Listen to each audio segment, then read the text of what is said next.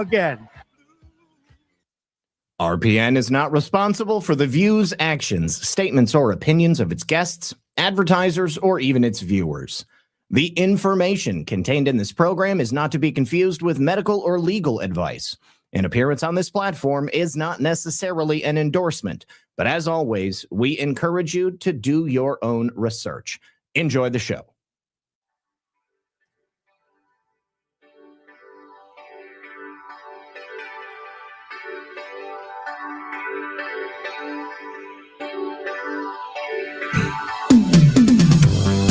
Good evening, everyone.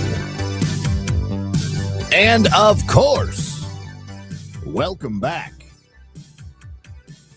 Yes, my friends, it's time for another very exciting episode of Red Pill News Live.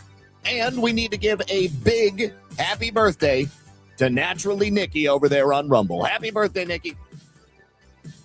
Big shout out to Sean Joe over on Pilled as well. Thank you for the cookie.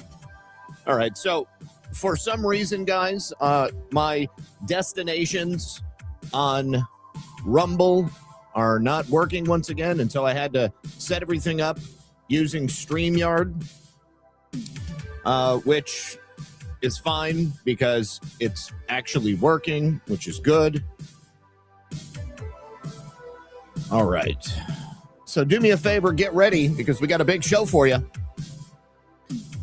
As outgoing OD&I, Gabbard, final act, she has fully and finally exposed Anthony Fauci. Members of Congress are calling for the administration to at least try to prosecute him. As we know, Dr. Fauci's pardon was written using the auto pen. And if it was up to me, sure, if it was up to you, if there was anybody that we were going to test this novel legal theory on, it would be Dr. Anthony Fauci. Oh, thank you so much to Who Cares for the raid as well over on Pilled. All right, guys, so do me a favor. I'm going to need you to sit back, of course, relax, and grab your popcorn, because we're going to get into it right about now. Science proves that a healthy immune system is the body's first defense against the smallest of ailments to the most catastrophic. Coriolus Versicolor is the most sought-after, all-natural supplement for both humans and pets to help boost the immune system. There are over 400 studies worldwide on its effectiveness in humans, including Sloan Kettering Cancer Center, MD Anderson Cancer Center, and now from the University of Pennsylvania School of Veterinary Medicine. Together, we can help reverse this terrible tide now plaguing your loved ones and give them the immune-boosting supplements that they need. 3 boys taught me 2 things. Summer is an adventure and bugs are relentless. As an herbalist, I know you don't need harsh chemicals to protect your family. Here at Tamarack Garden, we've got you covered with natural sunscreen, mosquito and tick repellent that's even safe for your pets, a salve to draw out bug bites, and soothing sunburn cream, all made with the power of plants, because we think summer memories should last longer than the bug bites. Tamarack Garden, protect your family naturally and eat your weeds. All right, welcome back. Thank you so much, everybody, for joining us. I would first of all like to today, before we get into anything else, I want to honor a Marine veteran, a man by the name of Major James Capers Jr. Yesterday, he received the distinctive honor of getting the Medal of Honor from President Trump. This was a distinction that was long in the making, but for some reason, generation after generation, administration after administration ignored Major Capers and declined to offer him this distinguished medal. Now, he had quite a career in the military. He was acknowledged yesterday for his distinctive heroism during an ambush in Vietnam back in 1967. Now, if you've never seen anything about the career of Major James Capers, I encourage you to go out there and research it. There are a number of videos breaking down just the extreme badassery that this guy has exhibited throughout his career. But we will go through a couple of those highlights today, brought to you by Special Ops Magazine. Now, Major Capers was shot twice and suffered 17 shrapnel wounds, among a number of other injuries during a particularly contentious ambush in April of 1967. Not only did he lead his team to safety despite those injuries, but twice he tried to get out of the helicopter as it was attempting to take off, carrying the rest of his teammates to safety, because as they were attempting to take off, the chopper was overweight and his men had to pull him back in so that he could be rescued along with them. He was so dedicated to ensuring that his men got to safety that he was willing to leave himself there on the floor of the jungle and take the Viet Cong one at a time as they came in. Now, one of the reasons that Major Capers is also distinct in this honor is that he is the first Black Marine to lead a reconnaissance company and to receive a battlefield commission. In this 1967 ambush, it began when hidden explosives were detonated by the enemy. Capers suffered those shrapnel wounds to his abdomen and other parts of his body. He had broken legs. His abdomen was torn open. And yet, despite his wounds, he ordered a mortar strike on the enemy's position and he kept them at bay. And then even after losing a significant amount of his blood on the floor of the jungle, administered morphine so that he could just continue to trudge on. He led his team to a helicopter landing zone through enemy fire. When that helicopter landed, Capers refused to get on board unless the crew took the body of the team's military working dog. Capers has said no man left behind, and that extends even to the dogs that they took with them in this mission and that kept them safe. Capers has also gone on record to say that he loved that dog and then that dog saved his life. Now, Capers was originally awarded with the Bronze Star with the V device for his heroism, and it was upgraded to the Silver Star in 2010. Here are some pictures of Major Capers back in his younger days. You can see he is just truly a badass. Looks like he could be in a movie with Arnold Schwarzenegger, like top, what was the over the top when they do that handshake? Absolutely incredible. So here is Major Capers receiving the Medal of Honor yesterday. He is 88 years old, and because of all of the injuries that he sustained throughout his distinguished career, he has some trouble walking and some trouble standing, and they offered him the ability to just receive the award sitting down. But under no circumstances was Major Capers not going to take the opportunity to stand up next to the president and receive that award on his feet. And here he is, President Trump, as he has so lovingly done in the past, helps Major Capers up onto the stage. He supports him during the award commission, and it's absolutely incredible to watch.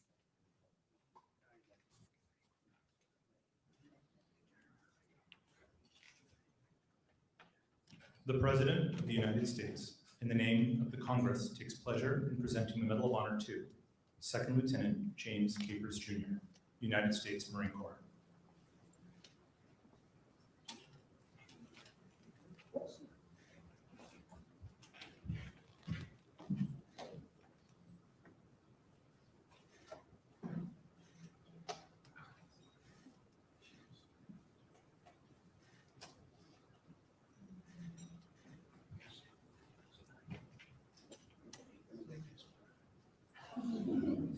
He said, I want to make this perfect.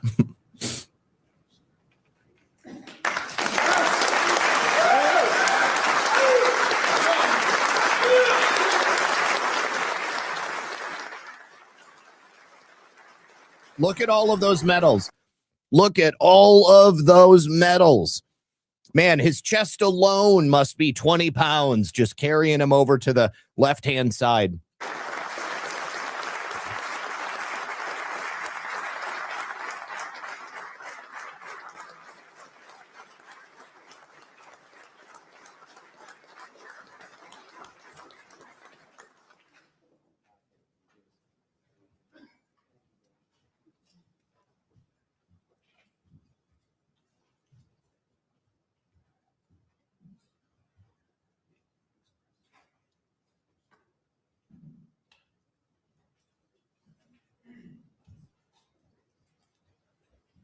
Tom Ripley, accepting on behalf of... Oh, the grit and dignity of that man.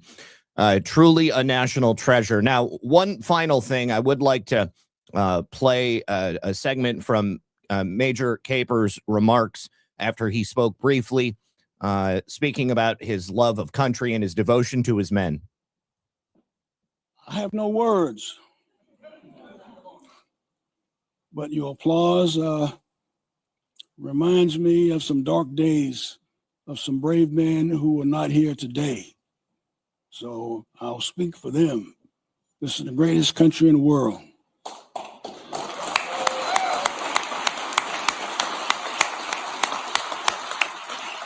I fought for that flag. I believed in it. We have to learn something from guys like Ripley. I knew Ripley and his family. So thank you all for being here today. And thank you all for coming here to honor a group of Marines and their families. This is very important to us to keep our legacy going. Now, I've said enough, so I'm going to say thank you very much. Thank you, Mr. Secretary. God bless you. Semper Fi.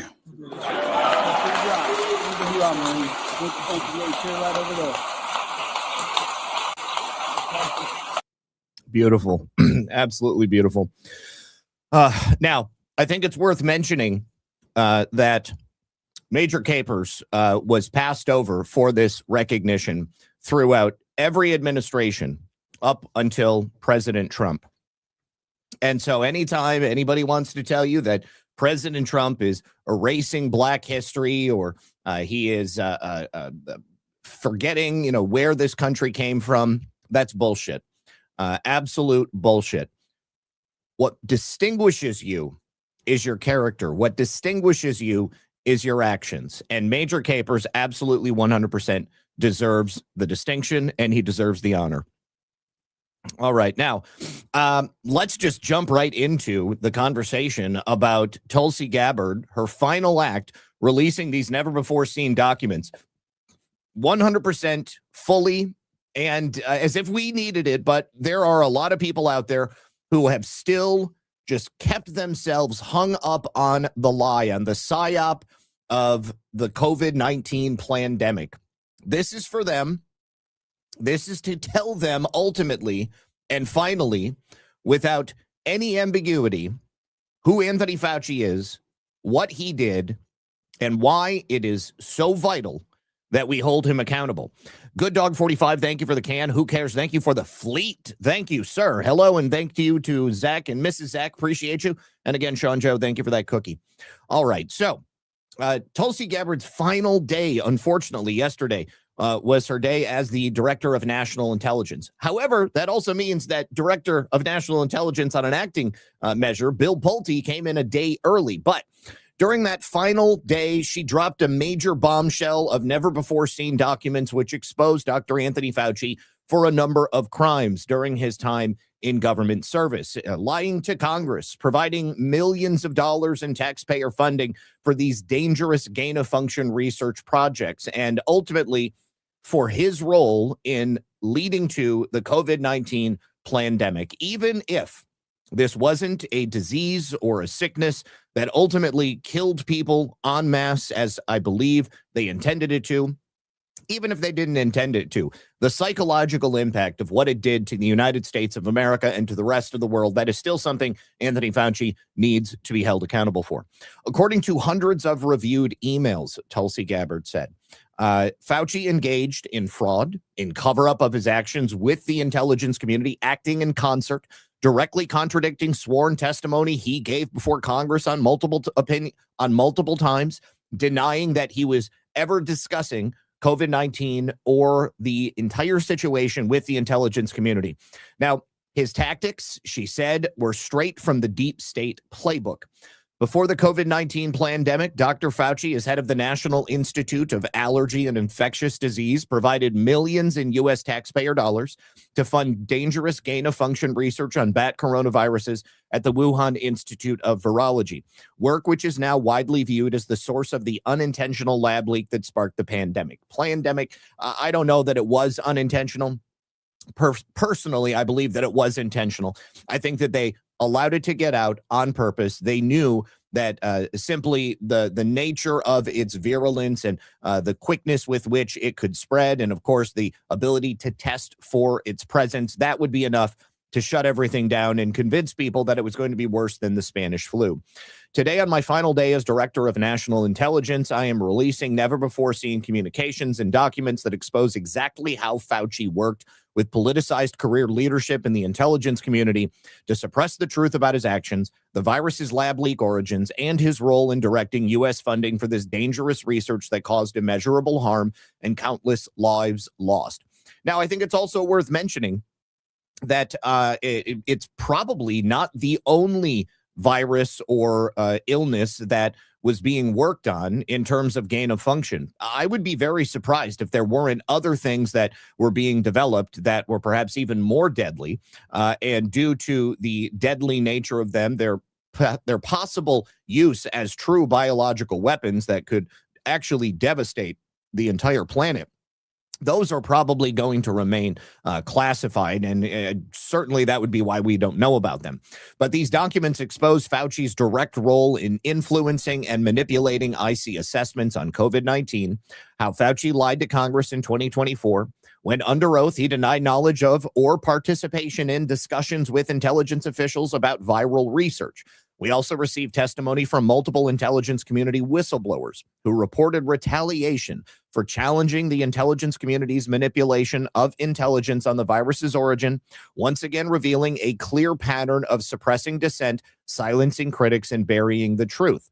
Now, Fauci's funding of gain-of-function research was linked to Big Pharma and their pursuit of universal vaccines worth trillions of dollars, and he worked behind the scenes as an advisor to fabricate a bogus intelligence community assessment that the COVID-19 virus was natural in origin. Third, she continued, Dr. Fauci became the nation's pandemic pundit, and he publicly pushed lies, disinformation, and censorship using every platform available. We received statements from multiple whistleblowers revealing that the intelligence analysts who dared to challenge Dr. Fauci's COVID origin conclusions faced threats of retaliation, marginalization, and many suffered career setbacks. People out here in the alt media space, we had our accounts shut down. We had our channels turned off. We were essentially silenced into submission so that we couldn't talk about what was really happening in the world. For example, a contractor was terminated just days after coming forward to the ODNI as a whistleblower. Another example, those who advocated for the lab leak hypothesis or expressed dissenting views were reminded by their managers that leadership would determine which analysts would be promoted and which would not. The message was clear: go along to get along or be punished. Politicized, self-serving leaders like Dr. Fauci covered up their own wrongdoings and abuses of power, manipulated intelligence, lied to Congress, and undermined a duly elected president by restricting his access to vital facts that he needed to keep the country safe. It's time you know the truth. Let's go ahead and watch the video that she published, and then we will continue with some of the analysis. Just need to get past this commercial real quickly. To revitalize our country, we must make it a priority to buy American-made products. Okay, and I'm going to go full screen. Oh, DNI Gabbard, I'm going to miss her. Before the COVID pandemic, Dr. Fauci, as head of the National Institute of Allergy and Infectious Diseases, provided millions in U.S. taxpayer dollars to fund dangerous gain-of-function research on bat coronaviruses at the Wuhan Institute of Virology, work which is now widely viewed as the source of the unintentional lab leak that sparked the pandemic.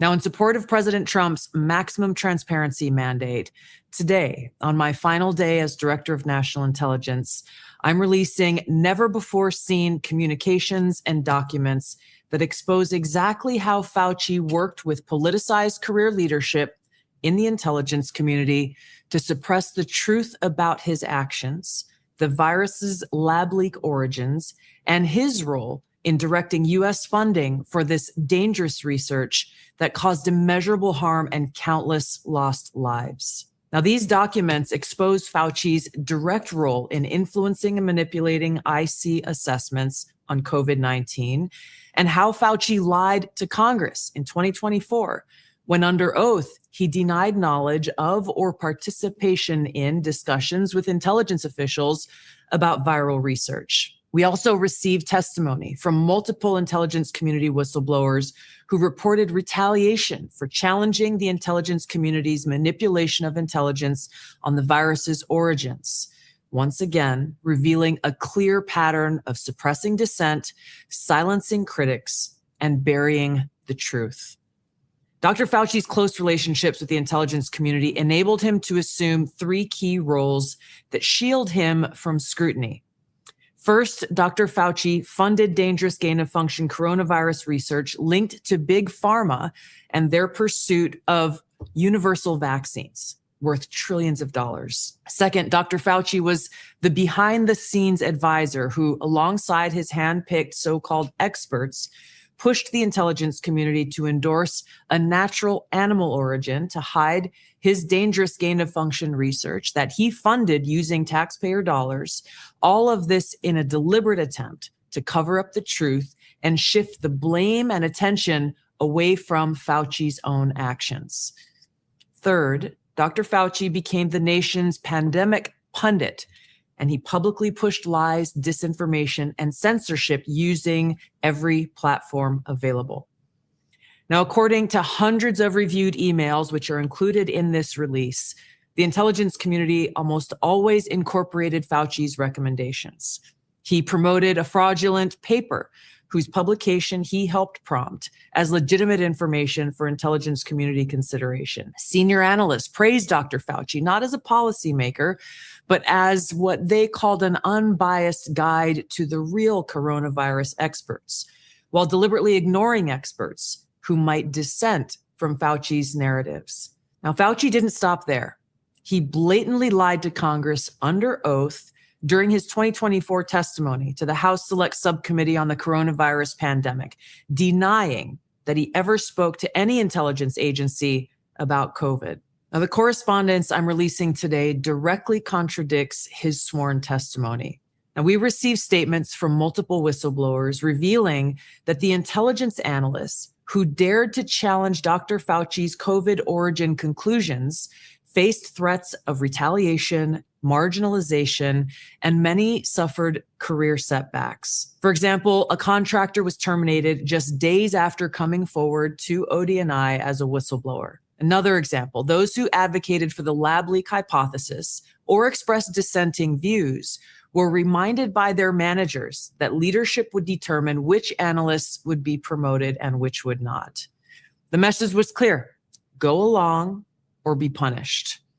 Senior leaders also sought to undermine whistleblowers by removing anonymity, which is required in the whistleblower process, as they made their complaints, and also insisting that their managers or attorneys be present during ODNI meetings where these whistleblowers were coming forward with their testimony, obviously creating an atmosphere of intimidation. The COVID pandemic caused tremendous hardship and pain for millions of our fellow Americans and countless people around the world.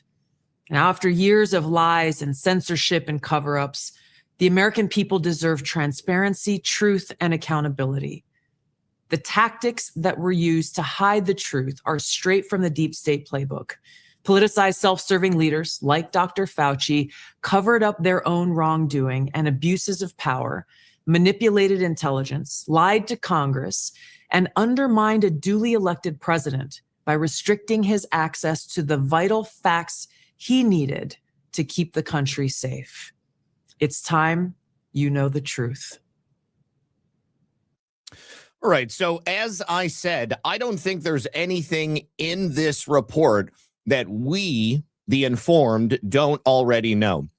Most importantly, why this is consequential is because it's the DNI, an official government cabinet level position, producing a report which confirms all of these things that we have known and suspected, and that people like Ron Johnson and Senator Rand Paul have been crying from the rooftops for several years now. First of all, thank you, John, for rating the stream on Rumble. Artsy Jones says, Zach, does Fauci pardon stop his accountability? Well, there's a couple of different ways you can look at that. Theoretically, yes. if the pardon is allowed to stand, then any of the actions that Anthony Fauci took during his time as the director of NIAID and, of course, the COVID czar and all of those things, yes, that would shield him from any accountability. However, looking at the information that Tulsi Gabbard has provided us, it is damning, and it overwhelmingly shows that Anthony Fauci was guilty of a number of gross violations of the law. Whistleblower law, lying to Congress, of course, funding gain-of-function research, which was supposed to be outlawed. There are many different ways that Anthony Fauci could be prosecuted. Now, all of that notwithstanding, as I said at the beginning, Anthony Fauci's pardon is written using the AutoPen, and President Trump has already gone on record and said that anything that Joe Biden did with the AutoPen is considered null and void in his administration. Now, there are a couple of things that need to be done before Anthony Fauci could even begin to be charged or publicly investigated based upon the findings of this report. First of all, we're at a very tenuous moment because Attorney General Todd Blanche is still the acting Attorney General. In order for Anthony Fauci to be prosecuted, Todd Blanche is first going to need to make it through his confirmation process, because you better believe that there are going to be select senators, and there may be enough senators who feel this way, that they could stop Todd Blanche from being confirmed. They could withhold their votes if it appears that Todd Blanche and the DOJ is actively investigating Anthony Fauci, or even at a minimum, appearing to question the legitimacy of that pardon. Once Todd Blanche becomes the Attorney General, then all bets are off, and we have nothing that is going to be standing in our way. I truly believe that that's what we're going to have to see before we see a challenge to that pardon. Todd Blanche, however, right now, as it stands, is in a very good position. Tom Tillis has just signaled that he will vote for Todd Blanche to become Attorney General. And Tom Tillis is probably one of the biggest roadblocks. If Tillis is willing to vote for him, then I think that bodes well for the rest of the Senate being willing to vote for Blanche, and that will make him Attorney General. And then all of the indictments and the investigations that we want to see, then we're probably going to see them. Now, continuing here, Tulsi had written on X, "Today, on my final day as Director of National Intelligence, I'm releasing never-before-seen communications and documents exposing how Dr. Fauci provided millions in U.S. taxpayer dollars to fund dangerous gain-of-function research at the Wuhan lab, worked with politicized elements within the intelligence community to suppress the truth about his actions and hide the virus's lab leak origins, and lied to Congress while under oath. It's time you know the truth."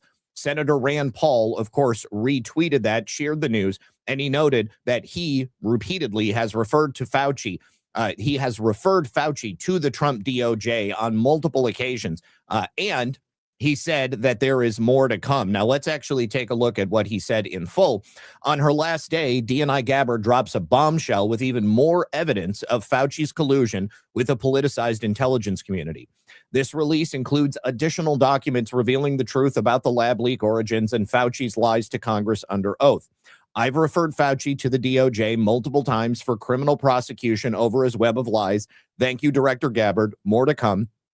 I'm suspecting that in short order, using the information in this report, Rand Paul is going to produce many more referrals to the Department of Justice. But again, before any type of prosecution takes place, Todd Blanche must be the Attorney General. He must have completed that confirmation process. Now, it was previously announced that today was going to be the last day for Tulsi Gabbard. And of course, previously, last week, she had declassified the evidence of those U.S.-funded biolabs. Now she's released the evidence on the gain-of-function research. Those two things actually pretty directly go hand in hand. I wanted everybody to know that I also spoke with John Mark Dougan today. John Mark Dougan is my friend, the American who has received asylum in Russia because of his work when he was a Palm Beach sheriff's deputy, and he had taken files related to the Jeffrey Epstein crimes. and they had attempted to frame him, and he basically had to sneak out of the country, make his way to Russia, and then request asylum. He also lives in Moscow. And so after the events of yesterday with the Ukrainian drones hitting Moscow and many different apartment buildings, I was really worried about him. And so I called him, and we spoke early this morning, and he made sure to let me know that he's okay. The buildings that were hit were about 20 minutes south of him. He's a little bit further north. So he's a safe distance away. Doesn't have to worry about that.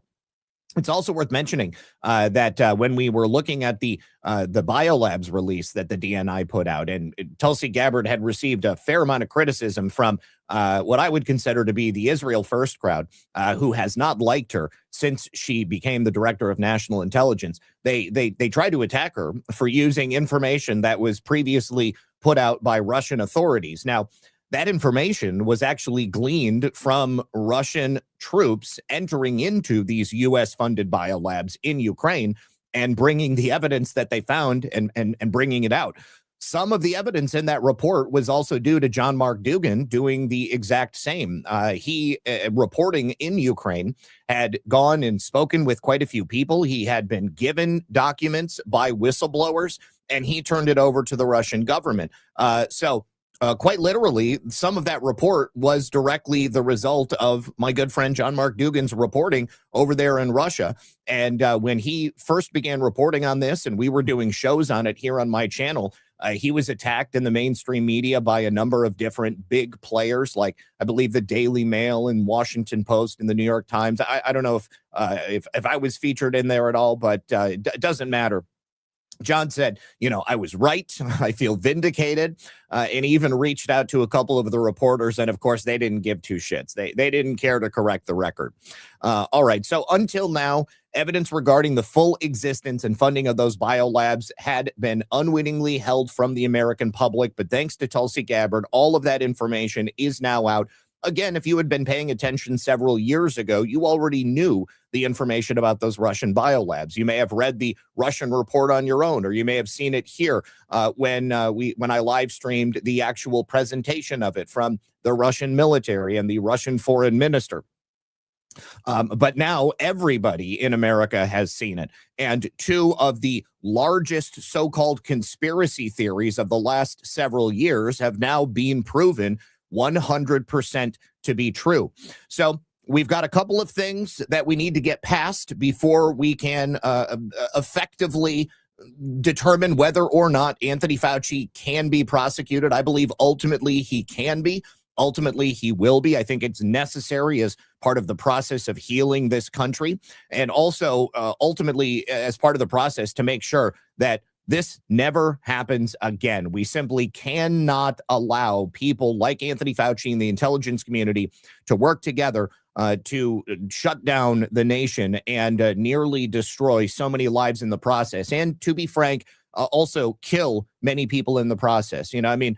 Lisa's grandmother was in a nursing home, and we were unable to go and visit her. It was the most heartbreaking thing, having to show up at the nursing home, stand 15 feet away from a plate glass window with our masks on. We're out in the open air. They made us wear masks, even though we were standing like so far away, and it was like, it just killed Lisa's grandmother. I mean, she loves her family. She loved her family. She's passed now. But to be unable to see those people, to be unable to touch them, to be unable to interact with them, that was enough to kill a lot of elderly people in this country. And that is directly as a result of pieces of shit like Anthony Fauci. Thank you, Artsy Jones. CPG says, I wish a state attorney general would be prosecuting the way they did Tina Peters. And that way we wouldn't have to worry about the pardon. And that is something that Ken Paxton had suggested might take place. But I agree with you. I think that there is ample opportunity for that to happen all over the country. We got 50 jurisdictions, 50 state jurisdictions that could potentially happen in. Also, Sabrado says, this is getting fun. Very thankful for your work. I am thankful for you, Sabrina. Thank you so much.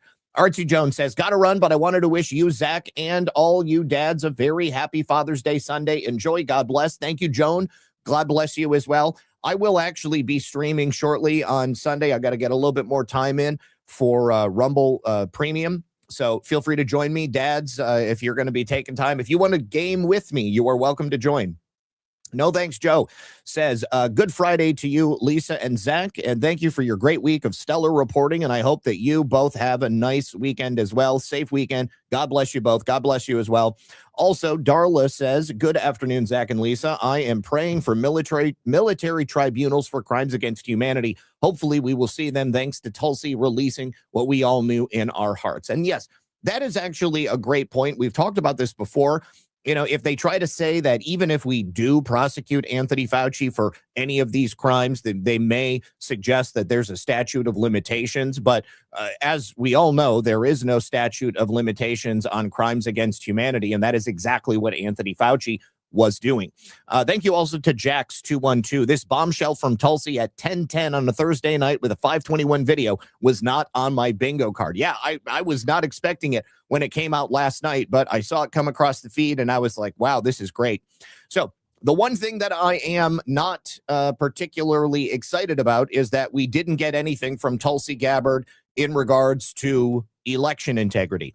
Now, perhaps the reason is because they're waiting for that to be released by Bill Pulte, because as acting DNI, and we've seen this in the past, he's going to have a lot more autonomy.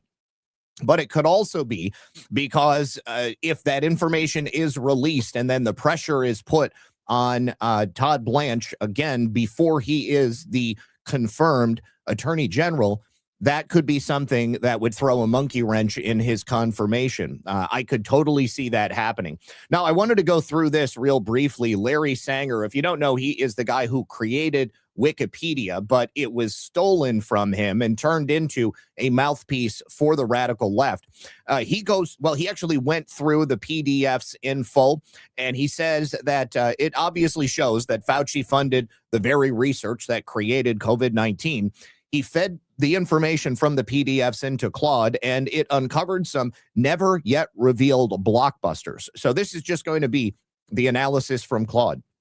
So number one, the Intelligence Community Inspector General filed a classified whistleblower complaint alleging intelligence contradicted Fauci's testimony, and the DNI's office effectively buried it. Now, which DNI? That would be DNI Avril Haines under Joseph Robinette Biden. DNI General Counsel Chris Von Zone emailed DNI Avril Haines on August 19th, 2021, describing a whistleblower complaint alleging that classified intelligence reporting contradicted Fauci's sworn testimony to Congress that the NIH never funded gain-of-function research at the Wuhan Institute of Virology. Now, rather than appropriately referring that to the HHS Inspector General for Independent Investigation, Von Zone recommended referring it to Health and Human Services Secretary Xavier Becerra, who is currently running for governor of California, Fauci's own boss, and that was because he was running HHS. But nothing noting that Becerra had told Haines it was something they've considered and that Fauci had a point he's repeated. The draft letter was revised so that they would route the complaint to Becerra instead of where it was supposed to go, Health and Human Services Inspector General. This is a previously classified paper trail now showing the Biden-era DNI's office treating a formal whistleblower complaint about potential perjury as essentially a bureaucratic matter to be absorbed by the accused's own department, which, of course, gave Dr. Anthony Fauci the cover that he needed to basically get away with it. Number two, the FBI likely gave false information to Congress about a key COVID origins interview. In a classified September 2024 readout of a House Permanent Select Committee on Intelligence briefing, the ODNI-led briefer flagged that when Representative Wenstrup asked the FBI, briefer point blank, whether they had interviewed a specific individual about COVID's origins, the FBI rep said yes, and that the information informed the FBI's assessment. But the ODNI's briefer's internal email states bluntly that the intelligence community's own records show this individual was never interviewed by the FBI until late June of 2021. That is 3 months after the FBI made the origins call. And that at that interview, the individual said nothing about COVID's origins. The briefer's conclusion is that the FBI has either been withholding information from the rest of the intelligence community, or they provided inaccurate information on the record. Now, the FBI briefer has not responded for comment on this, but this would certainly be something that under Kash Patel, the FBI should answer for. Number 3, classified readout of Fauci's CIA briefing that he steered the intelligence community towards these natural origin scientists. If you'll remember, on June 4th of 2021, the CIA's Weapons and Counterproliferation Mission Center, or the WCPMC, briefed Anthony Fauci on classified COVID origins intelligence from the president's daily brief. The previously classified readout shows that Fauci directed the CIA to connect with specific scientists described as individuals who have advocated for features of the virus that they judge to be consistent with a natural origin, effectively steering them away from anybody who might say something outside of the narrative they were trying to spin. So he was being briefed on the intelligence community's classified analysis, while at the same time recommending that the IC consult experts who only supported his preferred conclusion. So the readout also notes that he did not appear to be aware of specifics about the Wuhan Institute of Virology's pangolin research that the CIA had uncovered. And number 4, a CIA senior official confirmed he personally stopped analysts from shifting to the lab leak finding. This is from the same September 2024 HIPSI briefing, when Brad Wenstrup asked the CIA about reports their analysts shifted from lab to undecided. A senior WCPMC official jumped in and explained that he personally made the call to stop the shift to a lab leak assessment because new information had arrived the day before and they were ready to publish. This was the IC's own account in response to a whistleblower claim that the CIA had paid analysts not to make the call on the lab leak. The internal readout treats this as a legitimate analytic management decision, and it confirms the core cooperation of the CIA's analysts moving forward towards the lab leak being stopped by a supervisor. The pre-pandemic Department of Energy warning to NIAID about the Wuhan Institute of Virology, where the IC officials claim they didn't know about it. But we have IC emails dated November of 2023, where they're actually responding to an article that came out in Vanity Fair. And it shows the ODNI officials asking the DOE whether it was true that in mid-2019, Deputy Energy Secretary Dan Brouillette warned NIAID that the coronavirus research that the U.S. was funding at the Institute of Virology risked being misappropriated for military purposes. The ODNI analyst writing the query said, "To the best of my knowledge, nobody in the IC was worried about that in mid-2019. But there is a second claim that Brouillette told Fauci again in October of 2020 that the DOE scientists had already found evidence the pandemic originated there at the Wuhan Institute of Virology, and they also prompted the analyst to write that it was inconsistent with everything I've seen from the DOE." So this is significant because senior intelligence community officials whose only job it was to track the COVID-19 origins were apparently unaware of direct warnings that had repeatedly been given to Dr. Anthony Fauci and his agency before the pandemic even began. Of course, this is because they wanted this to happen. Now, the DNI also reportedly told a congressman that the CIA was 2/3 in the lab leak camp. So 1/3 of the CIA was working with Anthony Fauci, apparently. An internal classified email from an ODNI analyst prepared for a briefing flags that according to a lead majority staffer, the DNI herself, who at this time would have been Avril Haines, had told Representative Wenstrup that the CIA was 2/3 in the lab leak camp, but that analysts were being held back by that remaining 1/3. The CIA briefer also told the DNI analyst that they had actually never heard this. So this is either a significant claim about the actual internal state of the CIA's assessment that was being kept back from these working level analysts, or it's a case of the DNI making representations to Congress that her own staff couldn't even verify. And finally, early intelligence community analysts acknowledged the furin cleavage site looked like gain of function, but then they urged caution. In March of 2020, internal intelligence community emails, which were just declassified, show analysts at the State Department's Bureau of Intelligence and Research and elsewhere candidly writing that the virus's fur and cleavage site was consistent with a gain-of-function modification. Not the first time we've heard this from people within the government, and certainly not the first time we've heard it from people who obviously understood this when it was happening. They urged caution before making that assessment, however, and one analyst wrote, "I cannot imagine the Chinese not doing this type of research, but an escaped P3, P4 laboratory, which is a laboratory-acquired infection, would be extraordinary." These emails show that the IC was privately entertaining the lab leak hypothesis from the very beginning, even as they were bullshitting the general public, calling it a conspiracy theory and denigrating anybody who said anything other than the official narrative. Now, considering that it is Bill Pulte's first day as the acting director of national intelligence, he was expected to come in and begin carrying out mass firings. In fact, Bill Pulte came in yesterday and began the work that he was going to fully get into today. So you also must know that Bill Pulte is not only doing his job as the director of national intelligence, he's still the federal housing regulator, but he showed up yesterday, and when he got there, he asked for a list of all employees because he was going to look through and see exactly who he needed to fire. So the job officially began this morning. But last week, when President Trump announced that U.S. Attorney for the Southern District of New York, Jay Clayton, would be serving as the confirmed National Director of Intelligence, it seemed like the Senate, both Democrat and Republican, could not race quick enough to get him into his position because they are very, very concerned about Bill Pulte. Likely, they're worried that he is going to completely gut the agency before anybody else gets a chance to come in there. And it must mean that either there is something really big that they are hiding and trying to make sure doesn't get out, or they're worried that once the agency is gutted, there is some power mechanism that exists within the Office of the Director of National Intelligence that they have access to that they won't have access to in the future.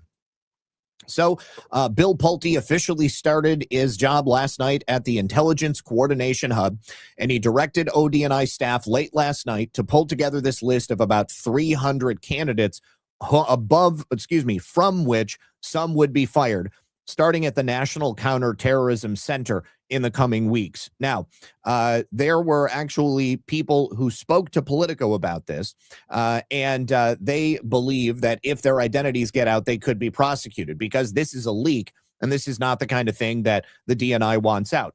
However, it is the kind of thing that I can see being useful to DNI if it gets out, because it lets Bill Pulte and the president know perhaps who has the most to fear once they begin to get these rumors coming in.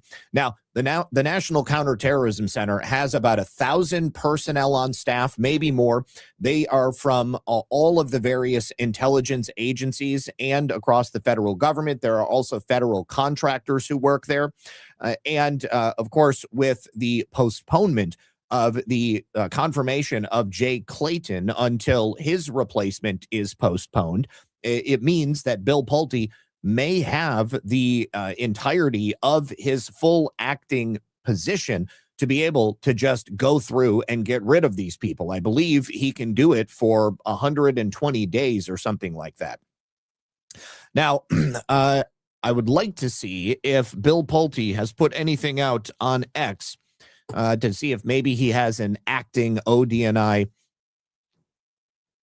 Oh, gosh, they just arrested somebody for sabotaging the sealant at the Lincoln Memorial. Let's take a listen. A man jumped in the reflecting pool today with all these crowds around, cut out a huge piece of the blue sealant, and tried to get away, but he was arrested.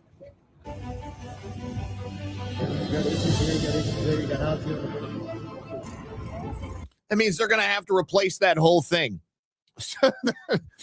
What a moron. And look, they had just started getting rid of the algae. Oh my God, that is a huge chunk. Or is that algae? Oh, that may be algae. Okay.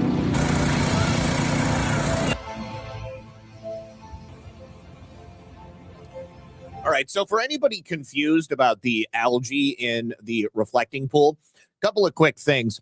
This is a lot of water. All right. And the filtration system that is in the reflecting pool was turned off for quite some time.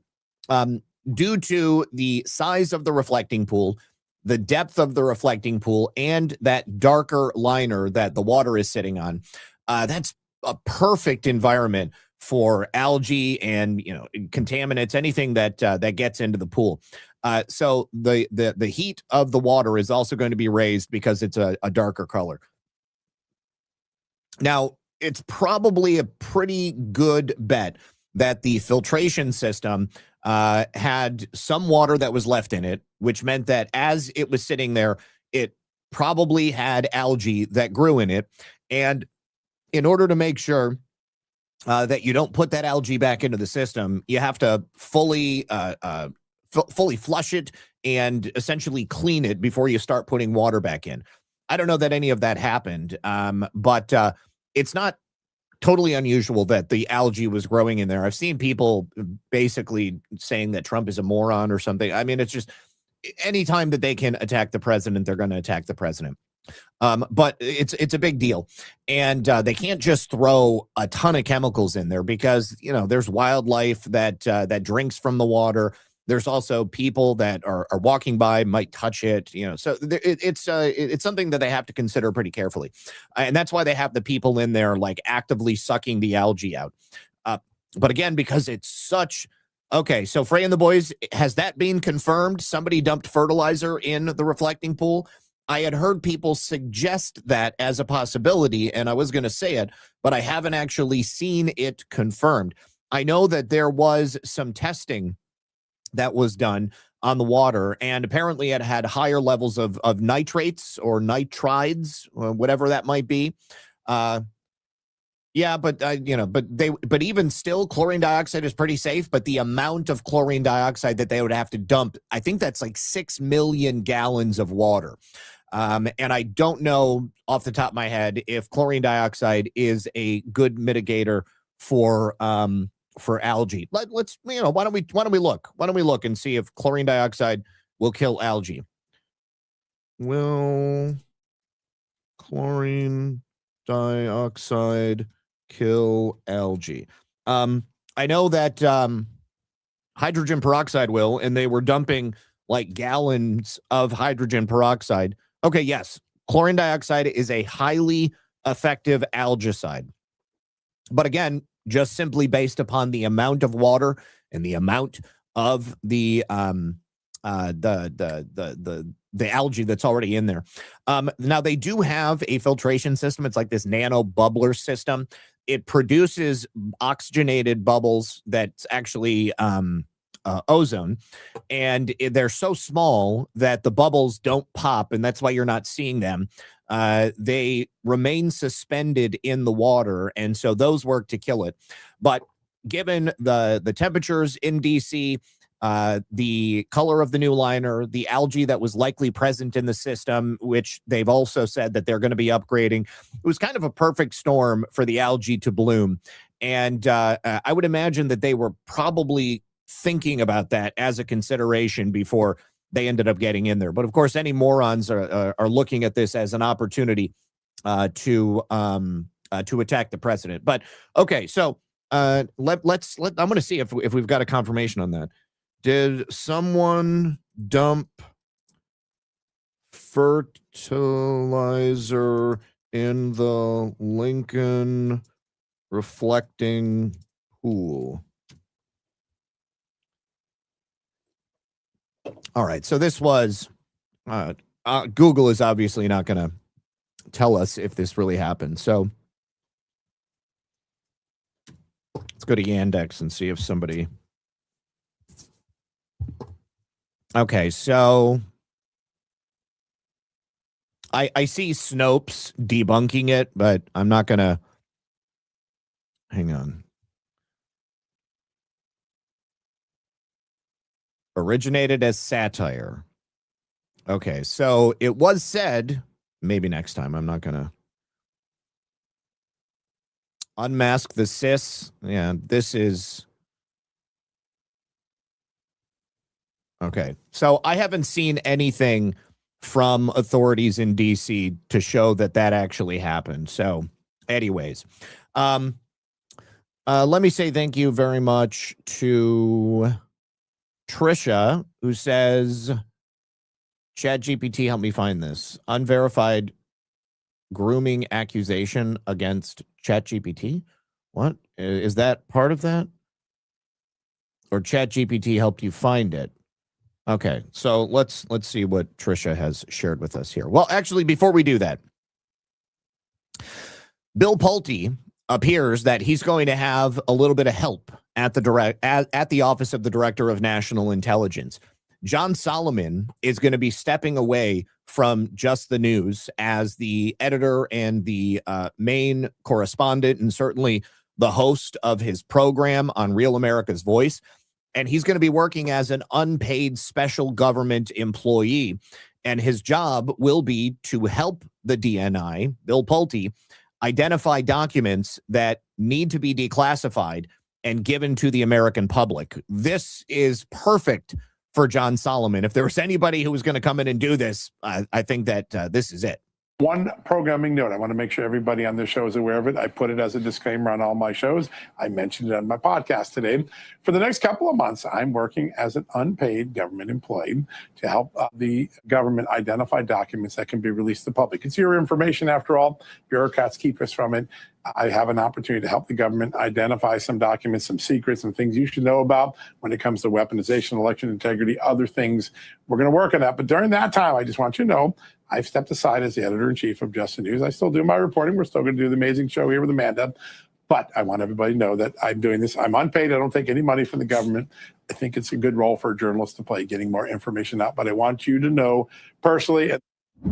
Okay, this is great news. I think that obviously John Solomon is very cued in to what's been going on. As someone who I would suggest has been like one of the preeminent, as close to mainstream reporters as you can possibly get, certainly with access to the administration and the right people in the administration, also focusing on the right issues that America cares about, what we as America Firsters believe need to be exposed, and also the accountability that needs to come. John Solomon is the perfect guy to do this. So he'll be there for a couple of months. Bill Pulte will be the acting director of national intelligence for most likely a couple of months. I think that they're going to make a great team. I think that that is going to be amazing. So now let me pull up what Trisha suggested. Oh, unverified grooming accusation against Walz promoted by Russian disinformation operative. So yes, this is funny. NewsGuard actually reached out to me even before the interview had been released. They were already trying to get a hold of me to dismiss this claim and to get rid of it. And look, they have all these trust scores. It's hilarious. The Daily Beast gets an 87.5 out of 100. The BBC gets a 95 out of 100. The New York Times also an 87.5 out of 100. But yeah, so they ended up basically writing a hit piece on the interview and the claim. I would love it if something happened to Tim Walz as a result of that. But yeah, hilarious. Mackenzie, that's who reached out to me. I think Sophia emailed and then Mackenzie called me trying to get me to go on the record with them. Anyways, AOB22 says, all this is like watching a car wreck in slow motion. Definitely good times are coming. Happy Juneteenth, everyone. Yes, it basically is. Yep. Thank you to Frey and the boys. Somebody dumped fertilizer in the pool, Zach. Yep. If anybody has a confirmation on that, I'd love to see it. Look it up. Grant Stinchfield put it out. Okay, Grant Stinchfield. Let me see. I saw Grant Stinchfield. Anyways, I saw that he had posted something, but I hadn't seen it confirmed by the local authorities or anybody in the government. I would imagine that if this was something that had happened, that the government would have been quick to say something about it. Grant Stinchfield reflecting pool Also, somebody scratched 8647 into the liner of the pool. I saw that earlier. Of course they did. Here is also a better image of the sliced liner of the reflecting pool.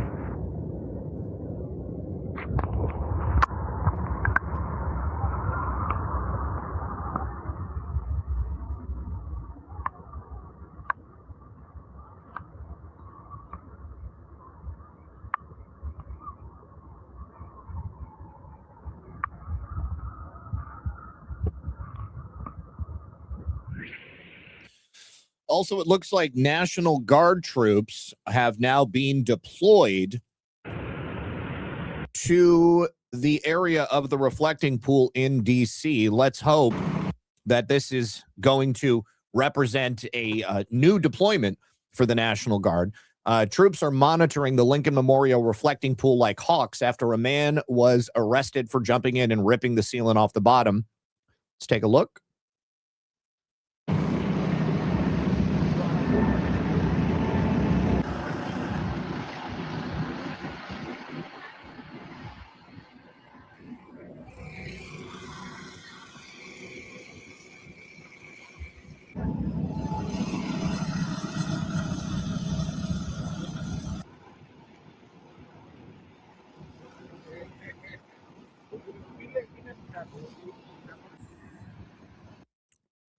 Also, looks like CBS reported on the fact that the liner was coming up, only they are suggesting that it's shoddy workmanship by the president's reflecting pool team.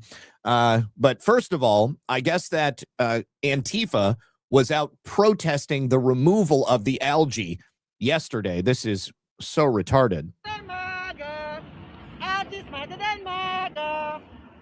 Pro algae, it says. And they've dyed themselves green. Team algae.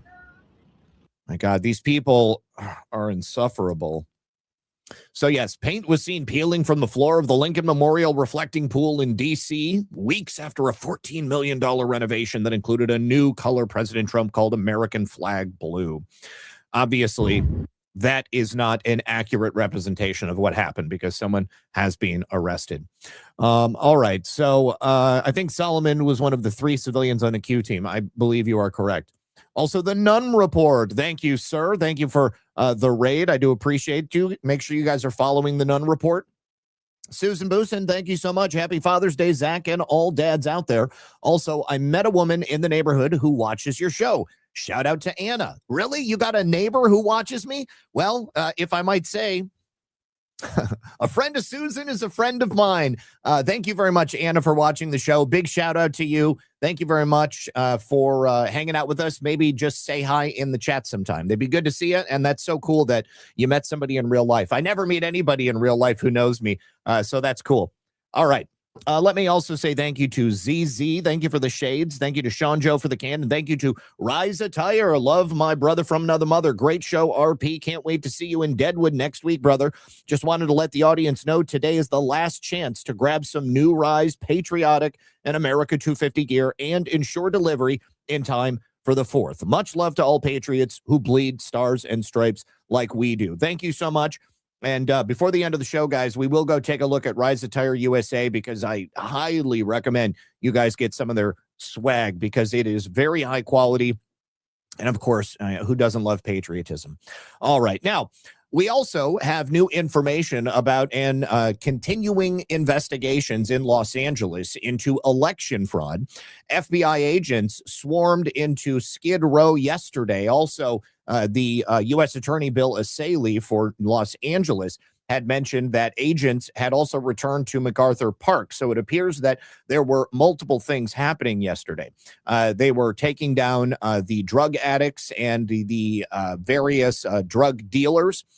And yesterday, the FBI on Skid Row was a direct response to the multiple reports we've gotten recently about people, homeless people, drug addicts being paid to vote for Democrat candidates. So federal officers, not only FBI agents, but also Homeland Security investigations personnel, swarmed into Skid Row in downtown Los Angeles yesterday morning as part of this rapidly expanding criminal investigation into voter fraud tied directly to the recent election for mayor and, of course, the California's gubernatorial primaries. Now, according to reporting from the Washington Post, roughly 20 federal officers flooded into the area after many homeless residents told investigators they had been paid cash on multiple occasions to sign multiple voter registration forms. They were being asked to forge signatures and fill out election paperwork for these Democrat candidates ahead of those primaries. Now, from the New York Post, the Department of Justice also has confirmed that federal agents were investigating a criminal matter. However, they declined to comment any further. And also, of course, the FBI said that they don't comment on ongoing investigations, but it is all undoubtedly linked to voter fraud. Spencer Pratt did respond to this investigation on X. The action, of course, comes after we had multiple shocking videos emerging last week and in the days thereafter showing that Skid Row residents were paid to vote for either incumbent Karen Bass or even Councilwoman Nithya Raman. If it wasn't for Nithya Raman's tens of thousands of votes that came out of nowhere in the back nine, then obviously it would be Spencer Pratt and Karen Bass. In one of those clips, we had a man who claimed he received $4 to vote for Karen Bass. When asked whether he would have been paid to vote for Raman, he answered yes, and he said that Pratt was not among the candidates he was encouraged to support. They gave you an optional choice, claimed the voter, whose name was Kevin Shepard, alleging he was offered $2 but negotiated for a higher payment. He also further claimed that he completed a mail-in ballot for Bass, and he also deposited it in a ballot box. FBI Director Kash Patel has also commented on this, went to X and wrote, "Securing our elections is of the utmost priority for this FBI. If you mess with our elections, we will find you." Well, certainly love to see the action. I think everybody just wants to see it actually go somewhere. Now, these raids over this last 24 hours comes weeks after federal prosecutors charged and secured a guilty plea from that longtime California petition circulator who had admitted for years she was paying homeless people on Skid Row to either register to vote or fill out petitions to get things on the ballot. All of it, of course, is a violation of federal law. If you missed any of that, 64-year-old Brenda Lee Brown Armstrong was charged with one felony count of paying another person to register to vote. Prosecutors allege that some registrants were even instructed to use an address connected to Armstrong. Of course, that raises a lot of concerns about where these ballots were being sent. And then if they were sent to Armstrong, who knows who they were likely voting for. Of course, sure, it wasn't the people she was registering. If it wasn't for the work done by O'Keefe Media Group, we may not be seeing this level of investigative interest at this time. All of that hidden camera footage led to these charges against Miss Armstrong. The Skid Row scheme that we saw from them showed that petition circulators were giving cash, cigarettes. They were even giving drugs to get homeless people to register to vote and forge the names of real voter signatures on ballot petitions, and sometimes thousands of times. And of course, the team at O'Keefe Media Group were also violently assaulted by some of these homeless leeches that were hanging out on the streets and helping to engage in federal crimes. Thank you to M. Shea Braun. I think I said that right. Thank you. Love your show. Absolutely love your hilarious commercials for soft disclosure. I think they're so fun. Don't know how you did it without cracking up. Well, because it's AI, so I didn't have to do it at all. But what I do have to do is record myself giving some dialogue, and I hand that over to Green Star, and then he will produce the commercial. But wait until you see the next one. The next one, I'm not going to tell you what it's about, but I will let you know ahead of time that it's me and CanCon doing something special. And that one should be out very soon. We've got some work to do on it this weekend, so I can't wait to debut that one as well. All right. We also have some really, really good news for America's mayor, Rudy Giuliani. He and all of the others who were being charged in Arizona by the Attorney General, Democrat Attorney General Chris Mays, they have been completely vindicated. Now, she has folded. She has entirely dismissed this unconstitutional and, frankly, a politically motivated criminal prosecution against Giuliani and 17 other completely innocent Republican defendants. Chris Mays had already been forced to fold on this case previously because of a higher court decision, and she just simply wasn't willing to let it go because she wanted to punish Rudy and everybody else who dared to stand in the way of the authorities claiming that 2020 was the safest and securest election in history. In spite of the move to maximize media coverage, partisan operatives deliberately waited until Rudy Giuliani's 80th birthday party to aggressively serve him with these papers for this unconstitutional case as he was walking to his car. Now, from day one, the entire case was a total sham. It was corrupted from stem to stern. It was designed to take Trump's allies, punish them for exercising their First Amendment right to petition the government for their redress of grievances and challenge the highly irregular 2020 presidential election results. Now, Rudy, of course, celebrated this vindication on X. He said, "The prosecutor in Arizona has finally dropped the unjustified and unconstitutional charges against me and all of my innocent co-defendants. All the claims about falsifying data, electors et al. Was a part of the Democrats' massive corruption of our previously world-renowned justice system." Now, the dismissal comes hot on the heels after Arizona courts sided with defense attorneys who argued the original grand jury proceedings were flawed because prosecutors failed to properly present relevant election law provisions governing presidential electors. They just conveniently left that out of the presentation to the grand jury, which is such a violation. The legal setback forced May's office into a race against procedural deadlines, and ultimately it resulted in the dismissal of these current indictments. Now, the original case, April 2024, those were against 18 Americans, Rudy and the 17 others. That included Giuliani, former Chief of Staff Mark Meadows, Attorney John Eastman, RNC Counsel Christina Bobb, who's been a guest on the show before, and a number of other Arizona Republican leaders, people like State Party Chair Kelly Ward. They were hit with 9 counts of conspiracy each, fraudulent schemes and artifices, and forgery for submitting an alternate certificate of ascertainment, which is a legal safeguard. That is not a crime. Prosecutors allege the defendants participated in this so-called alternate elector scheme, or fake elector scheme, as they were often called. And the strategy itself is not new. It's been used by Democrats in the past, but of course, that was also not presented to the grand jury at any point. Now, even after announcing the dismissal, Chris May's office made it clear that they intend to drag this case back before the grand jury once again. This is now the third fake electors case brought by a Democrat prosecutor to try to punish President Trump and the people who supported him, those who correctly believe that the election of 2020 was completely fake and gay, totally fraudulent. And now we've got Arizona, we've got Georgia, and we've got Michigan. Big, big wins. I do not anticipate that these cases are going to go anywhere in the near future.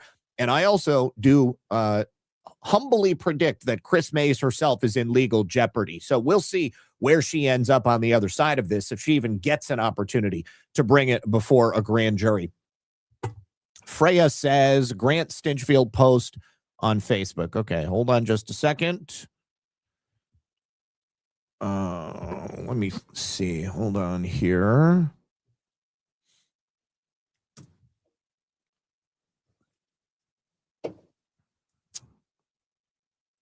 I don't know if it's going to let me listen to it because I am not logged in. Okay, here we go. I was right. We're going to scoop up a water sample to see if we can get this tested. Thanks to CNN backing old Stinchfield up, it turns out they tested the water. And in the water, that reflecting pool, that algae-ridden green reflecting pool, it was filled with phosphates. Where do phosphates come from? Folks, I'm outside North Park.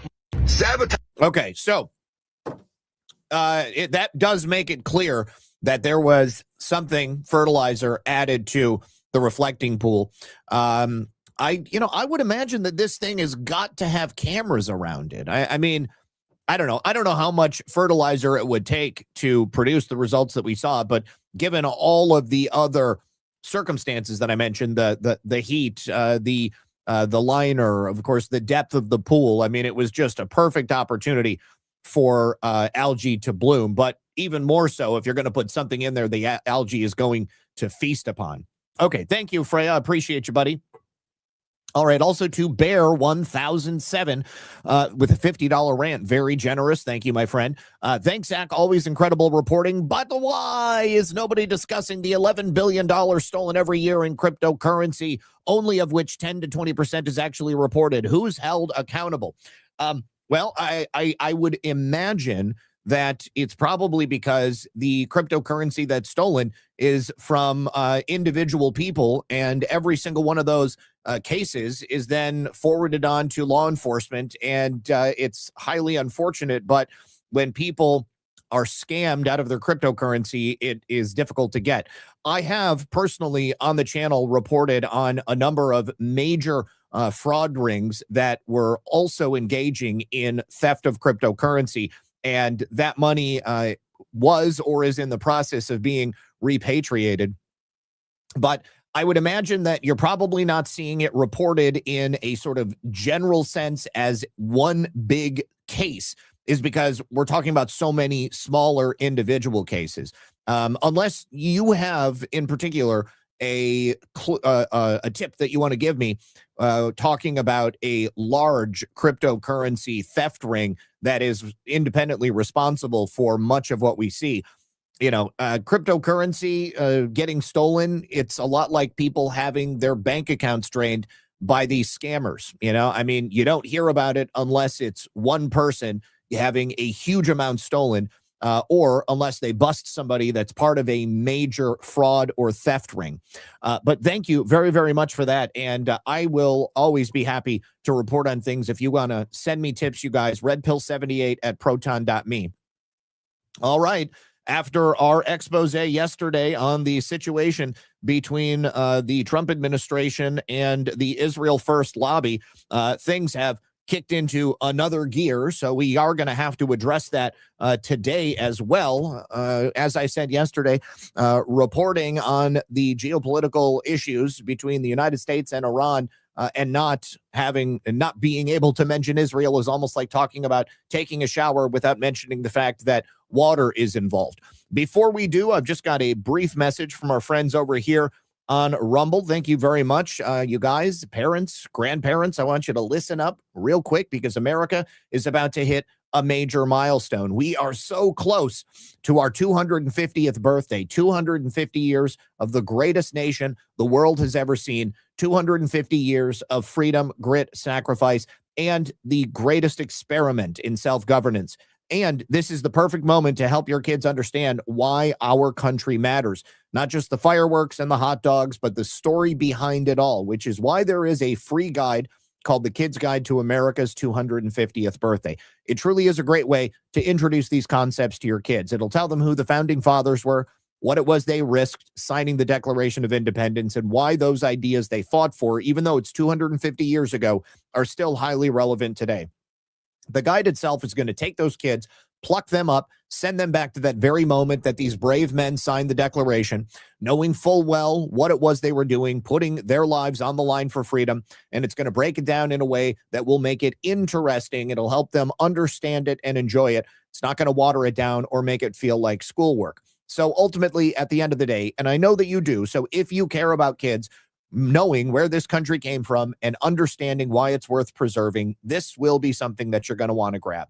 And the best part is it's completely free with the special offer. All you do is pay $2 for shipping and handling. So to pick this up, head on over to the QR code on screen, or you can use freeusabirthday.com. Just go to freeusabirthday.com, and the Kids Guide to America's 250th birthday is there for those kids today, because America's story matters. Let's make sure the next generation knows it. Thank you very much to them, and thank you to Rumble.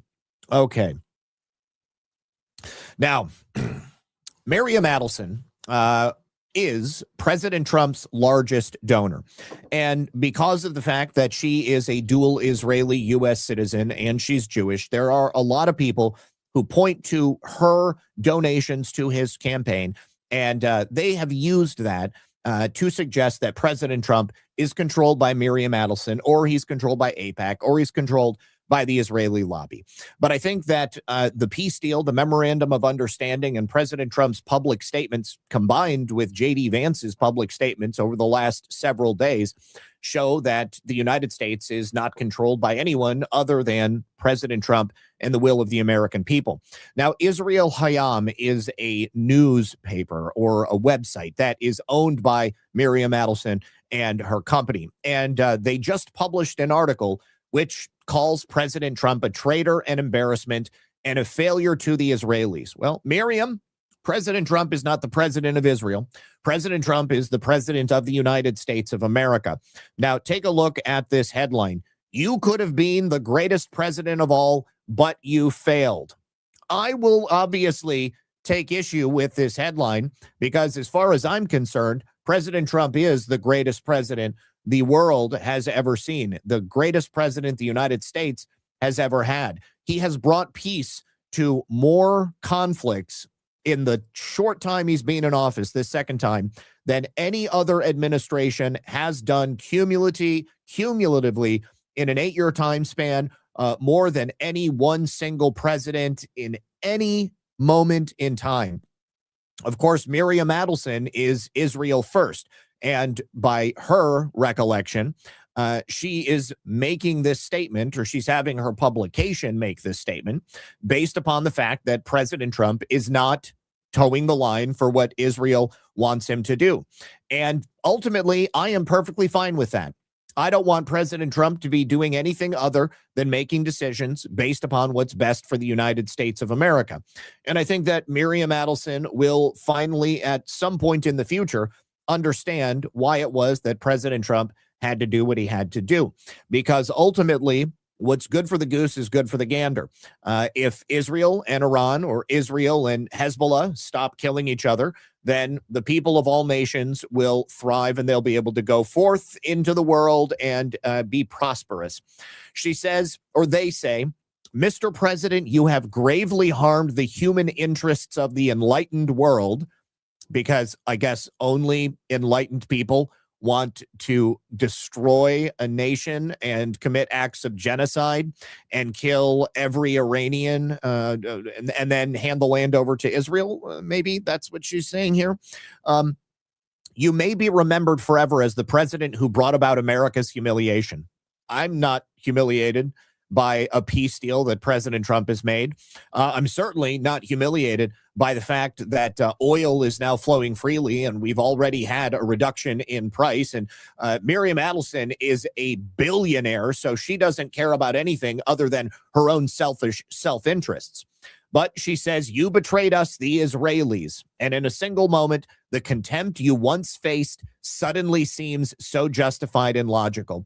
So in a very moment, as soon as the Israelis believe that President Trump is not subservient to them, he now becomes that which every critic has ever claimed he was. Now, that should tell you everything that you need to know about the Israeli First Lobby. And by virtue of that fact, the mask being taken off, every American politician who echoes this sentiment is somebody who needs to be voted out of office, need to be removed from office in whatever respect that may happen. It tells you exactly why they're not willing to support election security. It tells you exactly why they're so comfortable getting checks from the interests, lobbying or otherwise, of a foreign nation. Now, the memorandum of understanding has been violated as a result of Israel and Hezbollah engaging in military strikes over last night. The Israeli defense minister, Israel Katz, speaking on Lebanon, said the entire first line of Lebanese villages has been destroyed. That is all of the Lebanese people, Christian and Muslim, who were living in southern Lebanon, who were within that 10-mile exclusion zone that the Israelis claimed they need to have clear in a sovereign land in the nation of Lebanon for them to feel safe. We are destroying all the houses. The residents will never see them standing before their eyes again. Now, the other thing that's disgusting about this is that when the IDF comes through, they're not just destroying houses. They're also destroying Christian landmarks. They're destroying parts of history, biblical history, that have been standing in this region for hundreds of years, if not thousands of years. And they have no problem doing it because even though they tout our shared Judeo-Christian values, they don't give two shits, okay? They don't respect Christianity and they don't respect our foundational beliefs. Now, Ben-Gvir, the guy who yesterday we quoted as saying that they are not going to stop, I want you to listen to this direct quote that he posted on X, because if anybody doubted that the Israeli government, which is separate from the people who live there, was engaging in crimes against humanity or genocide, perhaps this will convince you. Ben-Gvir says, for every tear of an Israeli mother, 1,000 Lebanese mothers must weep. All of Lebanon must burn. With all due respect to the Americans, Israel must make it clear to the entire world that the blood of our sons and the security of our citizens are not forfeit. All of Lebanon must burn. Our supreme duty is to protect the citizens of Israel and the soldiers of the IDF, and this commitment takes precedence over every other consideration. I told the prime minister, even in our private meetings, for every tear of an Israeli mother, 1,000 Lebanese mothers must weep. Enough with the ping pong. In the Middle East, you don't win with measured responses and restraint. You need to go berserk, to obliterate, to crush with terror. This is absolutely psychopathic behavior, because right now, every other nation in the Middle East is engaging in the peace process. Every other nation is behaving in a neighborly fashion. Israel now stands alone as a pillar of death and destruction in the Middle East. And again, it is a pretty stunning moment for the mask to be removed in the way that it is. And it wouldn't have been if it wasn't for President Trump.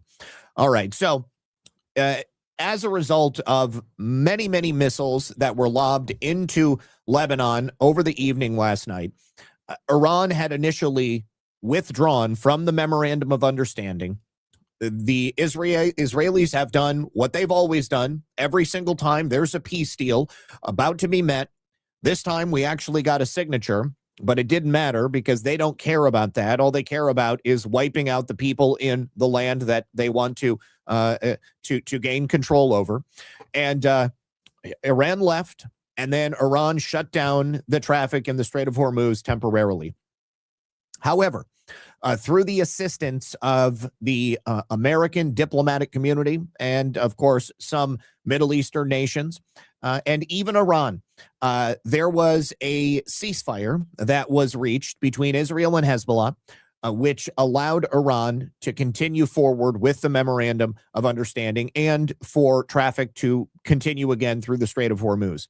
So according to U.S. officials, Israel and Hezbollah have now agreed to a renewed ceasefire in southern Lebanon after this flare-up last night. And reportedly, this led to U.S. talks with Iran and Switzerland being postponed. And that is exactly what happened. Again, I think that this is what the government of Israel wants. They do not want the United States to make peace with Iran. And if they can try to make President Trump and the United States look bad, if they can create a self-fulfilling prophecy of embarrassment and failure, then they're going to do whatever they can to make that happen. So Vice President J.D. Vance is actually leading the talks. And unfortunately, he has canceled his trip to depart for Switzerland. He was supposed to be there today. As a result of all of this BS, he had to cancel it. And President Trump is reportedly moving to a new location so that he can begin the work that needs to be done as well. So the ceasefire was announced this morning after IDF forces said it killed dozens of Hezbollah fighters in response to 4 Israeli soldiers being killed. Now, in the same way yesterday, Mistborn or whatever had got upset for me saying that like 162 little girls had been killed in the early days of the Iranian war. I don't know that happened. I don't necessarily doubt that it happened. And if it did, it's tragic. But there is a lot of misinformation that comes out of the fog of war. Just as I don't necessarily believe that the IDF only killed dozens of Hezbollah fighters. I think it's a lot more likely that civilians were killed in the mix of this. And one of the tragedies of all of this is because the landmass of these areas is so densely populated, you have military and civilian targets which are right on top of each other. Iran's Persian Gulf Strait Authority announced that all of the ships in the Strait of Hormuz must have insurance approved by Tehran. Despite the agreement to allow completely open, toll-free shipping in the strait, all vessels must hold a valid insurance policy approved by the PGSA. This is a newly released document.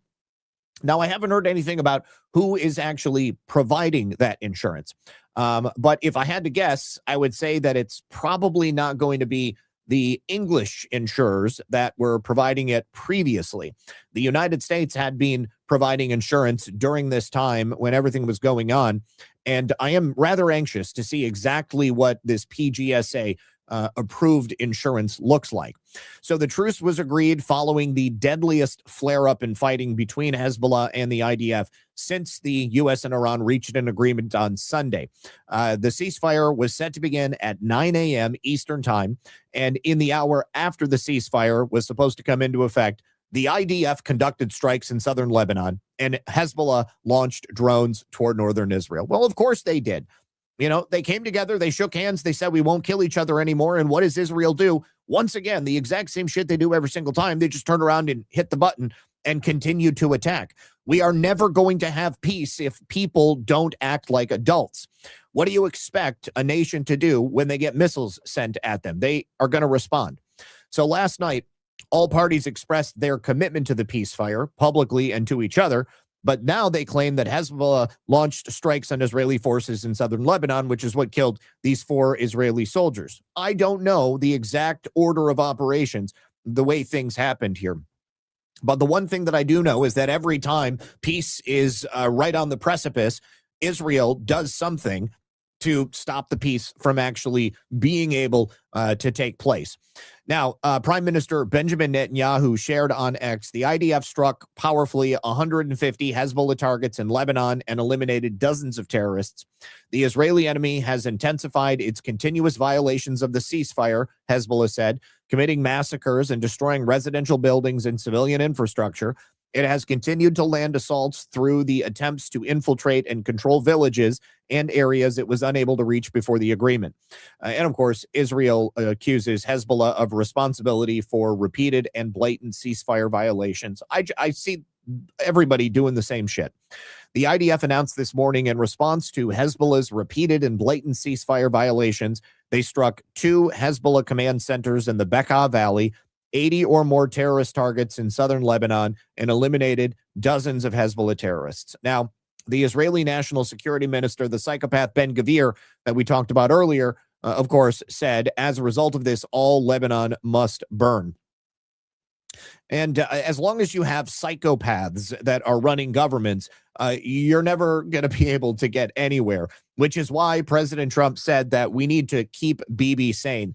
But it's not just Bibi. There are plenty of others like Ben-Gvir who are just as insane. Now, what really probably did not make the Israelis happy is that Iran actually helped to broker this peace deal so that Iran could continue on with peace negotiations with the United States. And Qatar also played a very important role. Ramped up fighting between Israel and Hezbollah, but now the two sides have agreed to renew a ceasefire. Max Gordon is live from Dubai. Hi, Max. Hey, good morning. Well, this latest ceasefire kicked in just about an hour ago. A U.S. official says it was brokered by Qatar, the United States, and with help from Iran. Now, it's important to note that this is not a retreat for Israel from these established security zones in southern Lebanon. And the IDF Again, the security zones extend 10 miles into Lebanese territory. says that they have every right to defend themselves, and this comes on the heel of heightened fighting in southern Lebanon. Overnight, the IDF reported 4 soldiers were killed and dozens of Hezbollah fighters died. Lebanon reported 21 people were killed. This latest fighting follows an escalation in southern Lebanon after an Israeli airstrike hit Beirut right before the signing of the deal between the U.S. and Iran. Back and forth strikes have since continued, with the White House sending a message that Israel needs to moderate its response. The deal with Iran dictates an end of fighting in southern Lebanon. Meanwhile, Iran's supreme leader, Ayatollah Mojtaba Khamenei, released his first statement on the deal with the U.S., saying in part, it was the American president who, out of desperation, used all kinds of leverage to bring this about. President Trump responding on Truth Social, saying, we didn't meet out of desperation. Iran did. They are finished. We'll play out the 60 days. They get no money, not 10 cents. And now we're all right. So if everybody can just keep their dick in their proverbial pants, then we can make it through the 60 days and we can finally bring peace to the region. Now, you know, somebody else in the chat said yesterday that you can't trust the Arabs. The Arabs never want peace. It looks to me like the Israelis never want peace. And the Iranians aren't even Arab. They're Persians.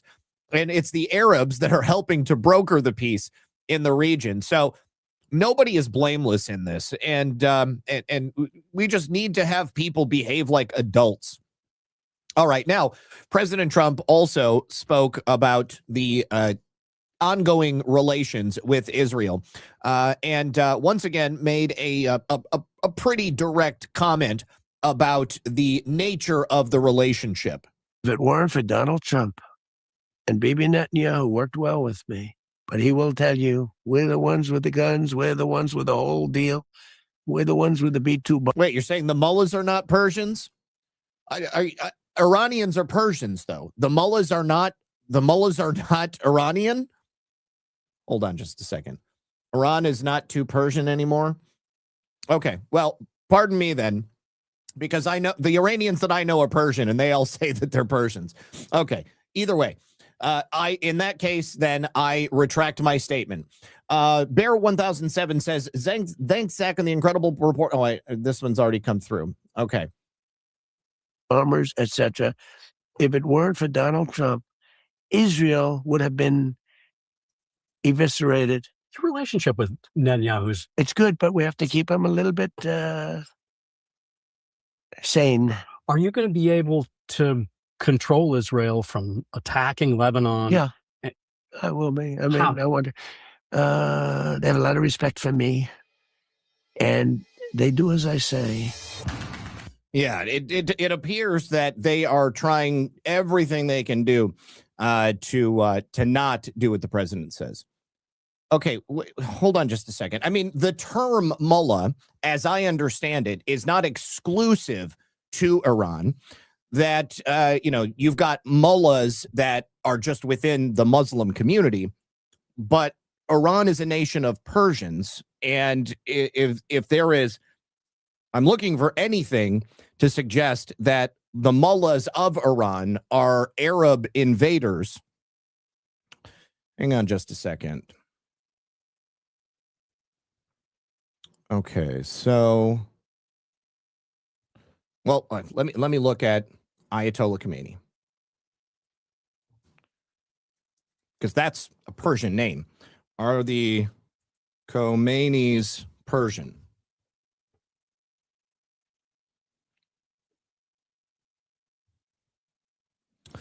Okay.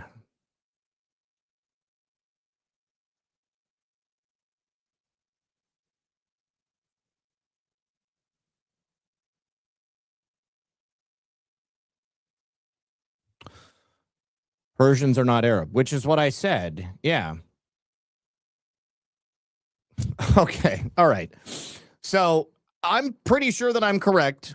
And I don't find anything to suggest that the Ayatollah or his religious advisors, the mullahs, are anything other than Persian. I mean, of course, you're going to have some Arab admixture coming in there just by nature of the fact that it's Islamic and you've got, of course, the region.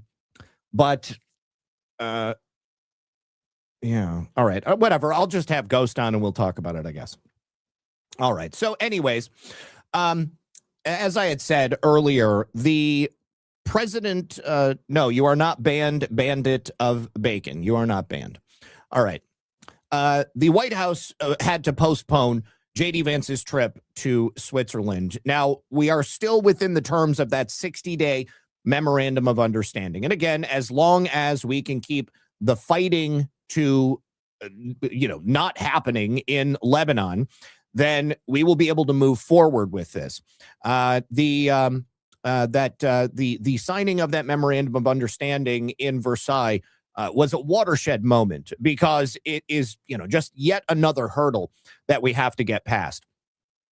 The plan to go to Switzerland would have been for J.D. Vance to directly negotiate with the Iranian delegation and make their way to the next phase in this. Now, as President Trump has said, Iran has effectively lost their ability to fight, whether it's in the air, on the land, on the water. They're running out of money. But there is, of course, pressure on the international community as a result of the stopping of the flow of energy and the oil. So with the removal of the sanctions, that allows Iran immediately to begin selling that oil. But President Trump said, we're not going to just hand over all of that money that we said was going to be given back. That's going to have to come as a result of these ongoing negotiations. But the Gulf Coast partners obviously are very, very important in these negotiations. And it's in their best interest that Iran and Hezbollah in Lebanon are able to be brought back in and made part of this international coalition and this regional coalition. Okay, so Principled Enigma says the mullahs of Iran are definitely Persian and the most radical expression of Sharia law on the planet. Iran's definitely Islamic. That's why it was so dangerous for Christians to live there. Okay, yeah, definitely not not denying that. What just threw me for a loop is people saying that the mullahs are Arabs. Iran's population are the descendants of Persians. That you are correct, Zach. What just happened, in essence, symbolically represents Nebuchadnezzar defeating Cyrus instead of the other way around. Okay. So, yes, Lebanon was Christian, and that's why I keep mentioning that there's a lot of Christians who still live there. And many of the Christians are being essentially displaced as a result of the fighting happening there in southern Lebanon. All right. Now, President Trump is going to be spending the weekend at Camp David. I don't know if J.D. Vance is planning to go or if he's going to continue doing his interview tour, giving the administration's messaging on the need to rely on cooler heads so that we can get this peace deal done. But he will be there at his retreat in Northern Maryland, and the continued negotiations will take place from there. It looks like also he's going to be working with his top military and cabinet advisors to see what the next step is. There was originally a trip to Camp David that was publicly announced last month, but it also appeared that perhaps that was a bit of a honeypot to see if somebody was going to leak that to the press. And you can see that they obviously did that very quickly. So he will be back at the White House on Sunday. And no word on exactly what J.D. Vance is going to be doing. The White House cited logistics for this change, saying they're neither simple nor predictable with Iran, but we look forward to beginning technical talks as soon as possible. And again, as long as there is an extended stopping of the hostilities, I think that will happen very quickly. All right. Now, we also have word on a militia network that is being built up here in the United States of America. The Democratic Socialists of America, which is essentially the American Socialist Party, is in the midst of creating their own Red Guard. The Red Guard was used by the Chinese Revolution to murder and suppress the intelligentsia in China, those that would be most likely to stand up to the Red Menace that was taking over the nation. They're creating this armed paramilitary group here in the United States, and although they're not the Red Guard, they are called the Red Rabbits. That sounds almost exactly like Mao Zedong's infamous Red Guard that I just mentioned in China. Now, the training tactics have been described for the Red Rabbits as mirroring the exact same tactics that we've seen professed by Antifa and other leftist groups, probably because they are indistinguishable. Now, the human infrastructure is in place for this. It's been well established. These people that we see marching down these college campus streets and going to these paid protests, most likely they are part of this group. Now, City Journal has actually infiltrated the DSA's militant network. As their national influence has risen, the Democratic Socialists of America has simultaneously grown more extreme. As they feel that power closer and closer to their grasp, of course, they're going to do what would come next in a logical extension of a communist revolution. Nowhere is that more apparent than when you look at this emerging militant group, the Red Rabbits Initiative. The Red Rabbit Security Commission, it's a subgroup within the DSA focused on so-called community defense efforts, is, according to its authorizing resolution, preparing for a national uprising against federal agents and police brutality. This, to me, sounds like a group that is ripe to be raided and brought up on charges of insurrection or revolution. In practice, that means training cadres in tactics like armed and unarmed self-defense, blocking intersections, and so-called fighting fascists with umbrellas. Now, a recent panel offered an unprecedented window into what the project actually looks like. Organizers came together from Minnesota, Oklahoma City, Philadelphia, Tucson, Austin, and Portland, and they compared notes.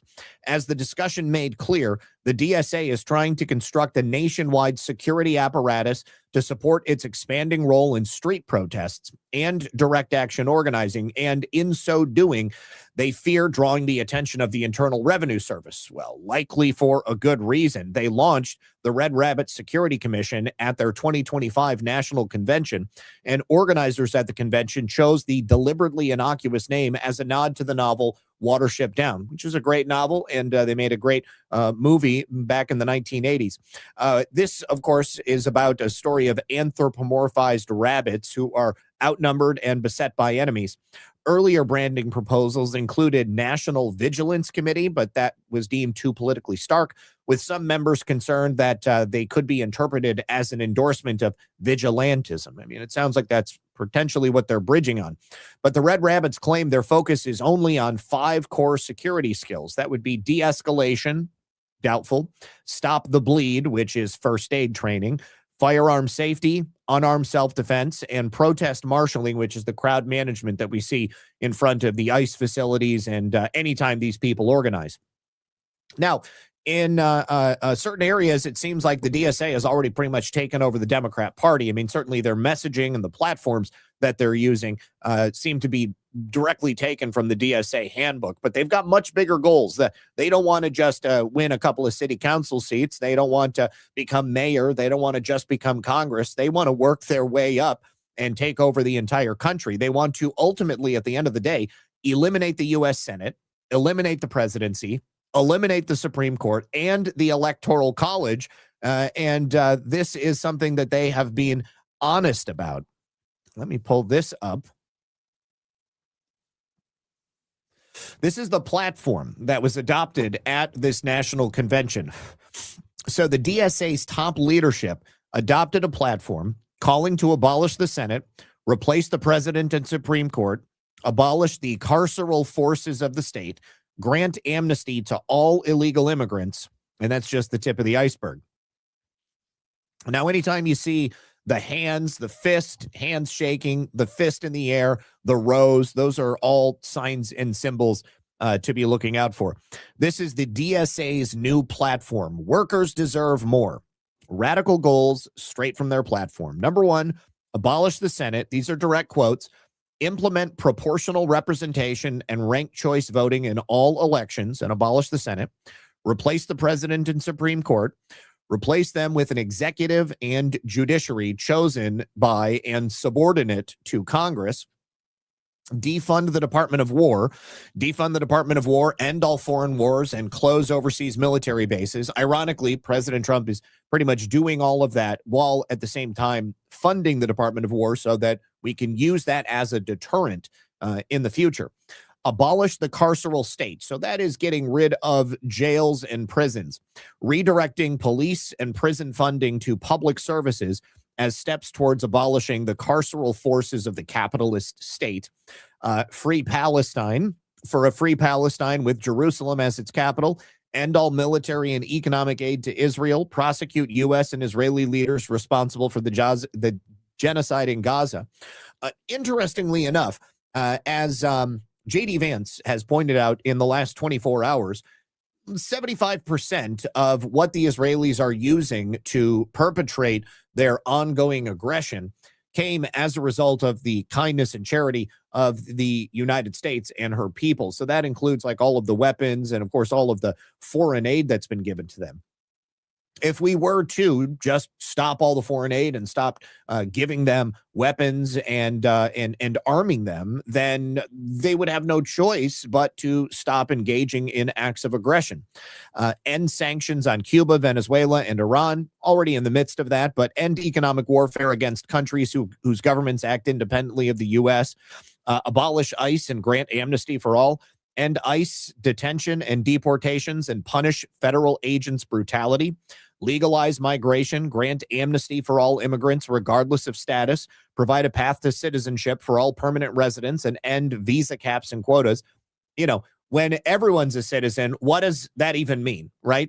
It's like when everything's anti-Semitic, nothing is anti-Semitic. When everybody's a citizen, like there is no such thing as a citizen. People just come to some place and they stay there.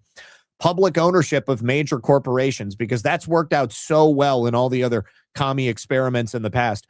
Establish public ownership of the largest corporations and essential industries to ensure democratic control and accountability to the people, and then remake elections nationwide. Abolish the Electoral College, replace the two-party system with a multi-party democracy, expand the House of Representatives, implement proportional representation, and ranked choice voting in all elections. So ultimately, they would make the United States a socialist republic, essentially, oh, God, completely bastardizing everything that we have currently. Now, some of their ideas, those are things that I've espoused in the past. Expanding the size of Congress, I think that's necessary because elected representatives need to have a true connection to those that they represent.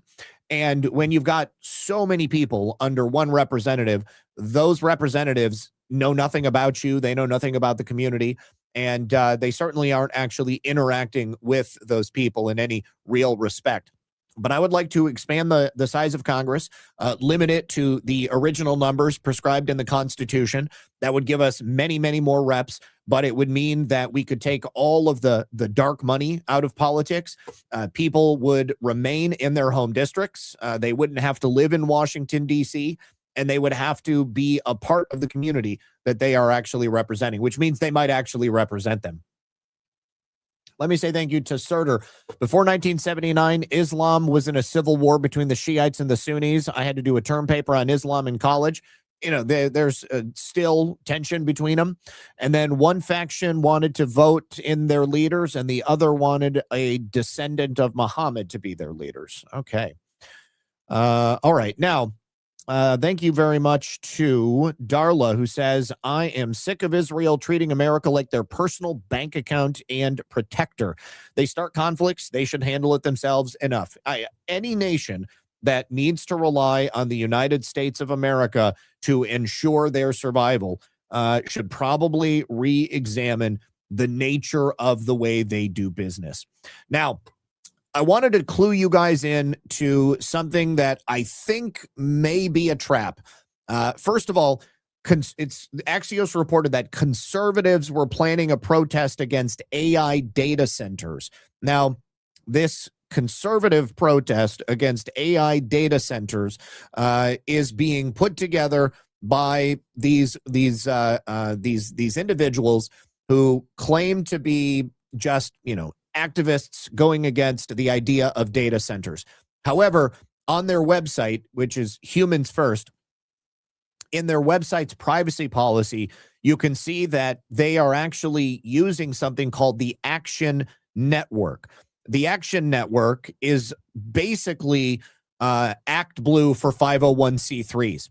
So they take in a lot of money and then they redistribute it.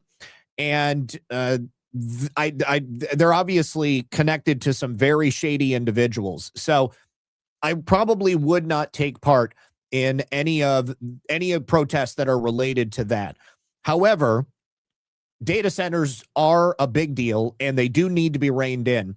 And I wanted to play this clip for you from News Nation, which details the real world effects on citizens who live in an area where data center went in. This is in Virginia, and this data center basically is plopped into the middle of suburbia. And the problem is it's not connected to the grid, which solves one issue of the data center not using up a bunch of power and then putting the costs onto citizens. But in order to do that, they have been powering up generators 24 hours a day to keep the cooling going. Now, I don't think that this is what President Trump had in mind when he told the people building data centers that they needed to provide their own electricity. But take a listen, because if I lived in one of these areas, I don't know what I'd do. Imagine living next to this and having to hear this constant ringing. So, Hari, we're at your front door. Yeah. And I mean, you look in the distance, and there it is. There it is. It's right there in all of its glory.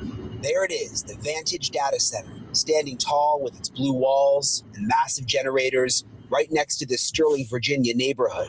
What did you think when they first turned it on? Well, we were told in the beginning that it's just they test the generators to make sure they're working in case of an emergency. That is what we were told in the beginning. And then as the year and the months have gone on, they just never turned off? They're just never turned off. Hari says they told them the generators were just temporary. That was more than a year ago. The massive data center was never hooked up to the power grid, so the generators are the only source of electricity. You just hear this noise. It's just like you just want to curse, it's that bad.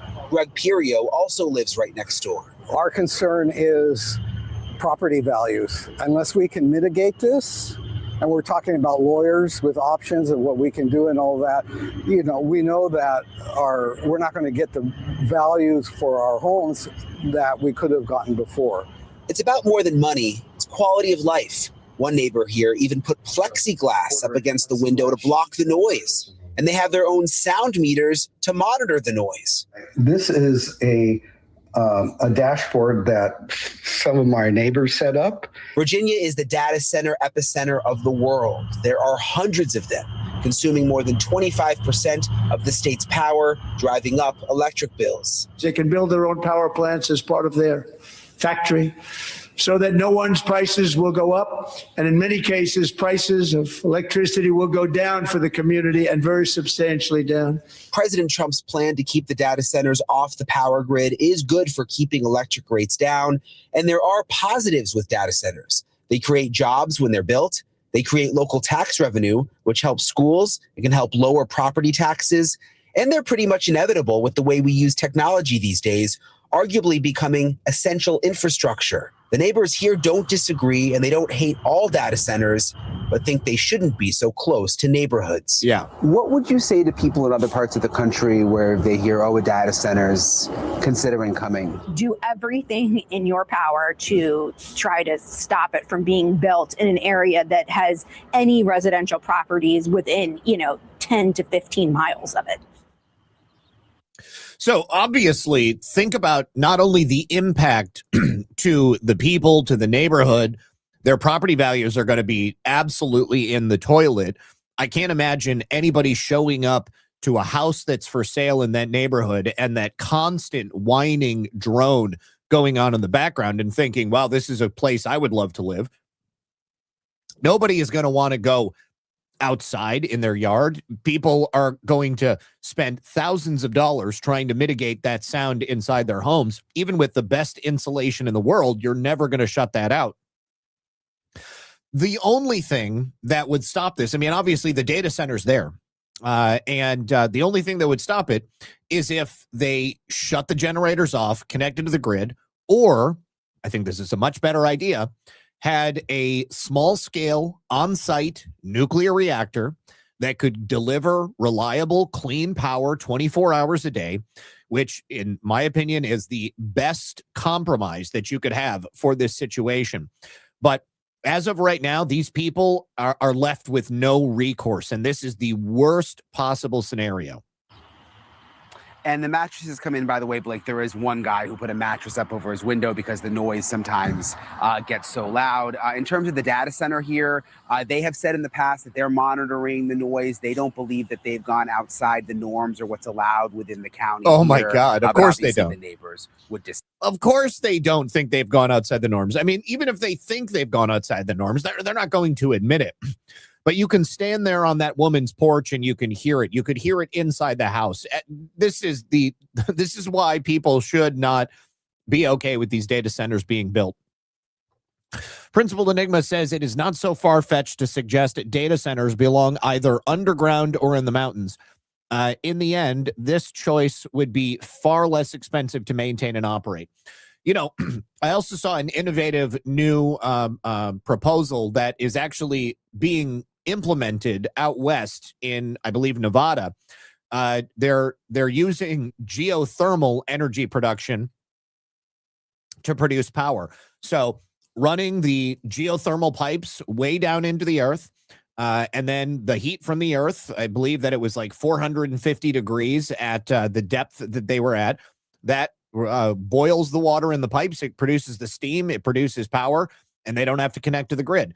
They could, potentially do that, but of course it's going to take time for that to happen.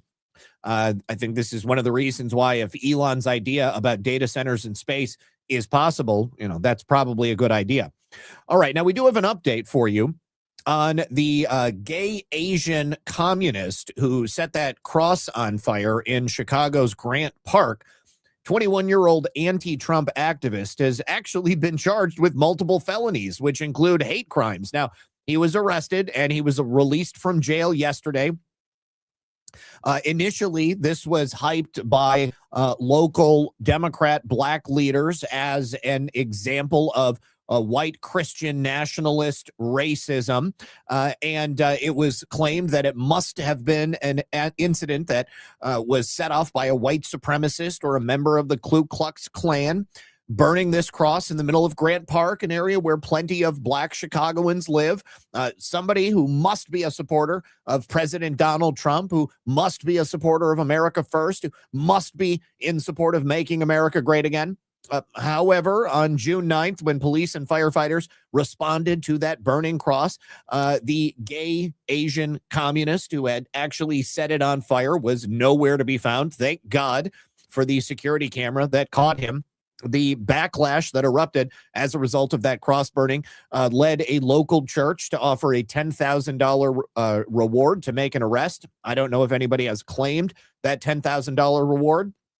But I can also tell you that local leaders were quick to blame whites for having set this cross on fire.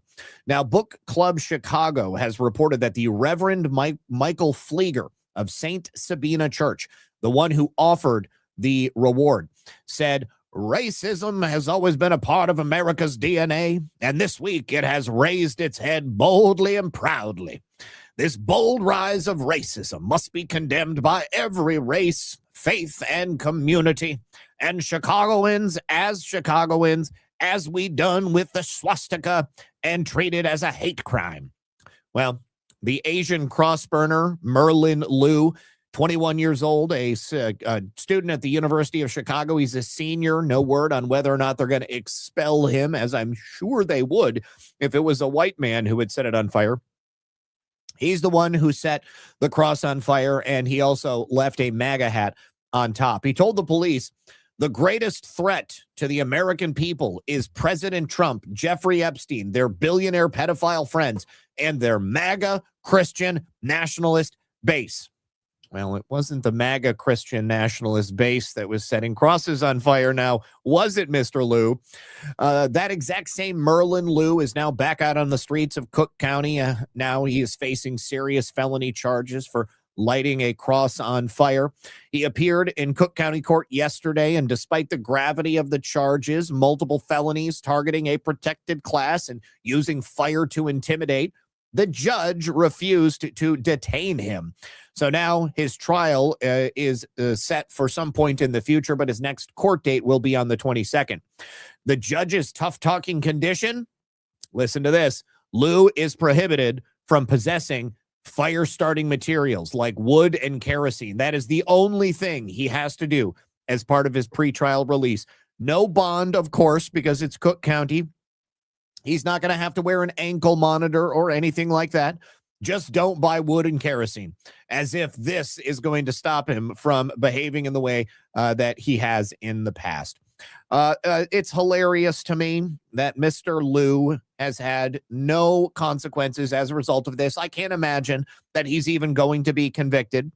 He said, in terms of the fear that I've evoked, I've already apologized, and I'm going to apologize sincerely again right now. And I probably will continue to apologize for who knows how long, maybe forever. And I've accepted that. I'm okay with that. I understand that. But after I've come out and explicitly stated that this is not intended to be a hate crime, I believe that any more narratives that paint me as a racist and a KKK member, I believe that's a distraction. Well, everybody knows you didn't do it because you're racist or because you're a member of the KKK, but this type of behavior is so common among ethnic communities. They will perpetrate fake hate crimes all the time. You know, as that reverend mentioned, the swastikas that were scrawled around Chicago. I mean, how many times has it been shown that that was actually a Jewish person or it was actually a black person? They intended to be looking like victims, to be held up as somebody who is being attacked by supporters of President Trump, when in fact it was them doing it just so that they could claim their victimhood status. Now, he was asked how, as a college student, he could not know the historical context of cross burning. And he said, I didn't go to college for history. And of course, they didn't teach him history. I understand now, though, and I have learned the severity and the historical baggage and the context of what I've done. I understand that now. Before, you can call it uneducated. You can call it ignorance. I understand that. Well, as I have said so many times previously, ignorance is no excuse. Ignorance is not an appropriate defense when you have committed crimes such as this. Reese 556, Zach, Bubba Ganoush, my wife said I should play video games Sunday. I sent you an email. Let's go. That is so sweet. Make sure you have a Steam account. And I will reach out on email. We will add each other as friends on Steam, and then we can get all set up, homie. That's great. Looking forward to seeing it. Yeah, Jussie Smollett. Jussie Smollett, anyone? The greatest racial hate hoaxer in the 21st century thus far? Now, the reason he probably didn't know history or the context of cross-burning in America, even though he's an American citizen, likely due to the poor education that he received. He was too busy being taught other aspects of the DEI and the left-wing nonsense. However, we also had somebody just like that down in Florida, and the Florida Commission of Education has taken her to task. Anastasios Komoutsas, who is the Florida Commissioner of Education, writes on X, a teacher in Pasco County injected extremist political rhetoric into her mathematics classroom, had no business being there, taking advantage of her position of trust by telling students that, quote, Trump deserves a bullet through the head. I have found probable cause to pursue sanctions against her teaching certificate and will take every available step to ensure she never teaches again. Teachers are entrusted with shaping young minds and must foster civil discourse. Celebrating or encouraging violence is fundamentally inconsistent with that responsibility and will not be tolerated. Now, who is she? Mary Hazel Washburn. We're going to look her up in a minute. So she used to teach at Land O'Lakes High School in the Pasco County School District. On or about October 23rd of last year, she inappropriately expressed her personal political viewpoint to her high school math class, where she made that comment about President Trump deserving a bullet through the head. So those allegations of misconduct are in violation of Rule 6A 10.0812A1 of the Florida Administrative Code. Also, there is more misconduct as part of the Florida Administrative Code. And so they are petitioning to have her sanctioned and have her teaching certificate withdrawn. I believe that she probably will. Certainly, she's not going to be teaching in Florida anymore. Wanted to see if anybody down here in the comments had posted a picture of her, anything. She's probably removed any trace of herself from the internet. Mary Hazel Washburn. Mary Hazel Washburn.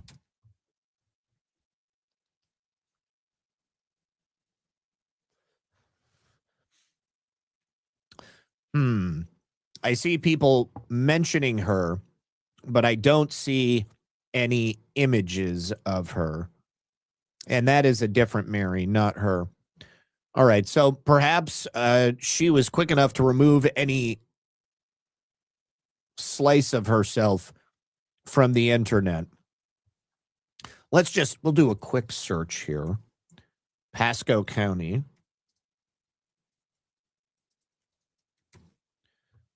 And I just misspelled county. Let's do that. Oh, no, that's Mary Elizabeth Washburn. I don't want to identify the wrong person.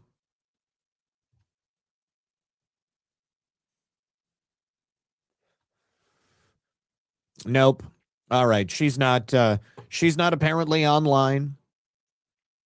And they certainly don't have her on the school's website anymore. All right. Well, good riddance to you, Mary. All right. Now, do you guys remember the illegal immigrant who raped the dead corpse of a man on a New York subway train for more than a half hour? This happened last year in April, and the man's name was Rojas, Felix Rojas. He's 44 years old.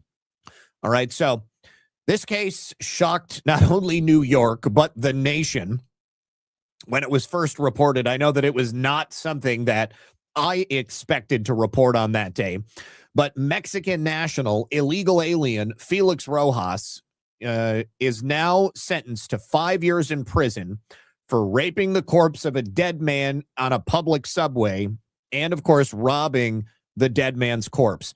The dead man was Jorge Gonzalez, 37. I don't know if Jorge was an American citizen, but apparently Rojas sat silently during the hearing. He made no comments, and the case is very disturbing. So prosecutors say that Gonzalez boarded the train, lost consciousness, and then died on a subway bench nearly 3 hours before Rojas arrived. So this man's corpse was cold and stiff by the time Rojas got on the train. Rather than calling an ambulance, Rojas decided it was totally normal to rape this dead man's motionless corpse on the public subway. So he started touching and searching his body. Then he pulled down his pants and did the deed. Now, court records stated that Rojas searched the pockets of Gonzalez, found whatever valuables he could take, and he would periodically stop his deviant activities whenever someone would approach, when somebody got on the train car or when the train car would approach a station. And when people boarded, he would sit down and just pretend that nothing was happening. So the assault continued after Rojas moved his victim onto the floor and I guess found it easier to rape the corpse. A subway employee later found the victim and called for help.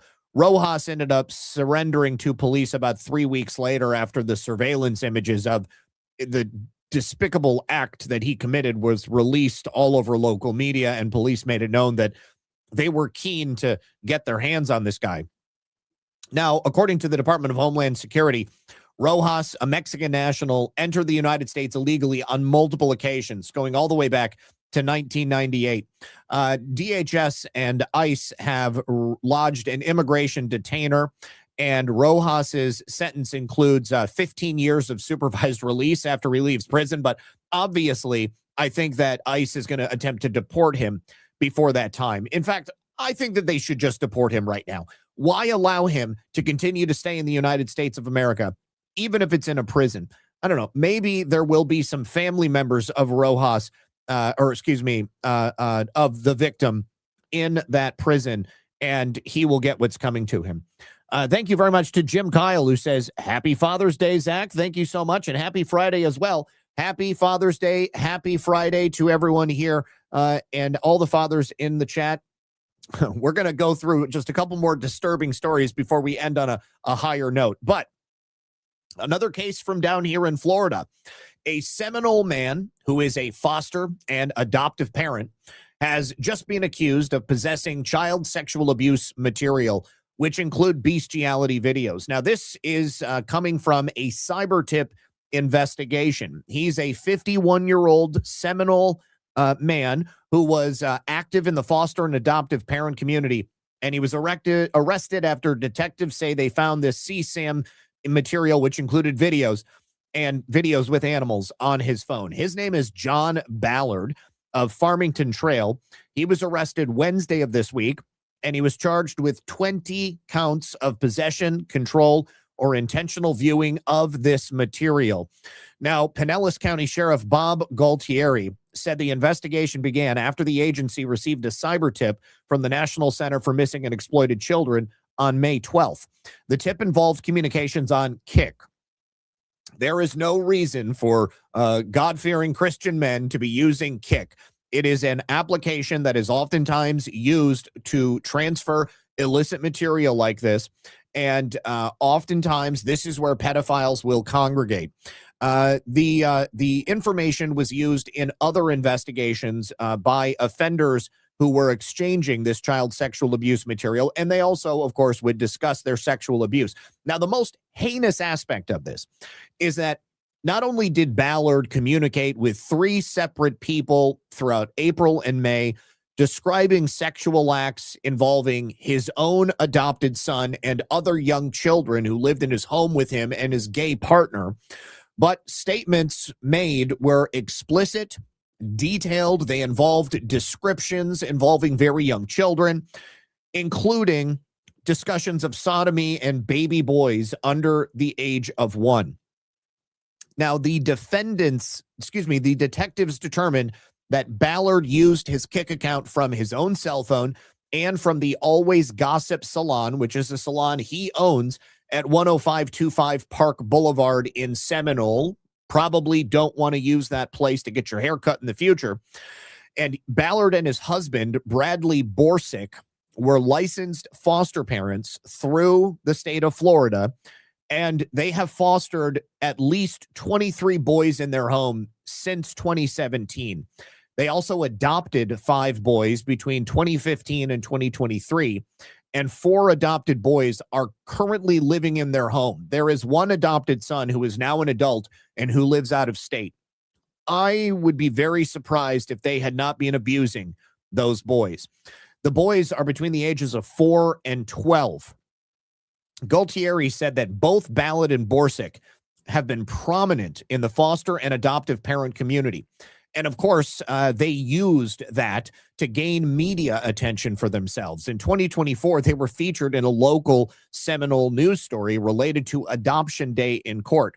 They also even wrote a book for adoptive parents titled Our Journey. One thing that's really maddening about the situation, Sheriff Galtieri said, is the fraud that Ballard committed on others by holding himself out as this model foster and adoptive parent. By his own statements, he was using these children for sexual pleasure. Now, detectives served a search warrant on June 3rd. They seized Ballard's phone. According to the sheriff, Ballard admitted he had engaged in sexual discussions involving his sons and other children, but claimed he did so because it was safer to do it than for other people to do it.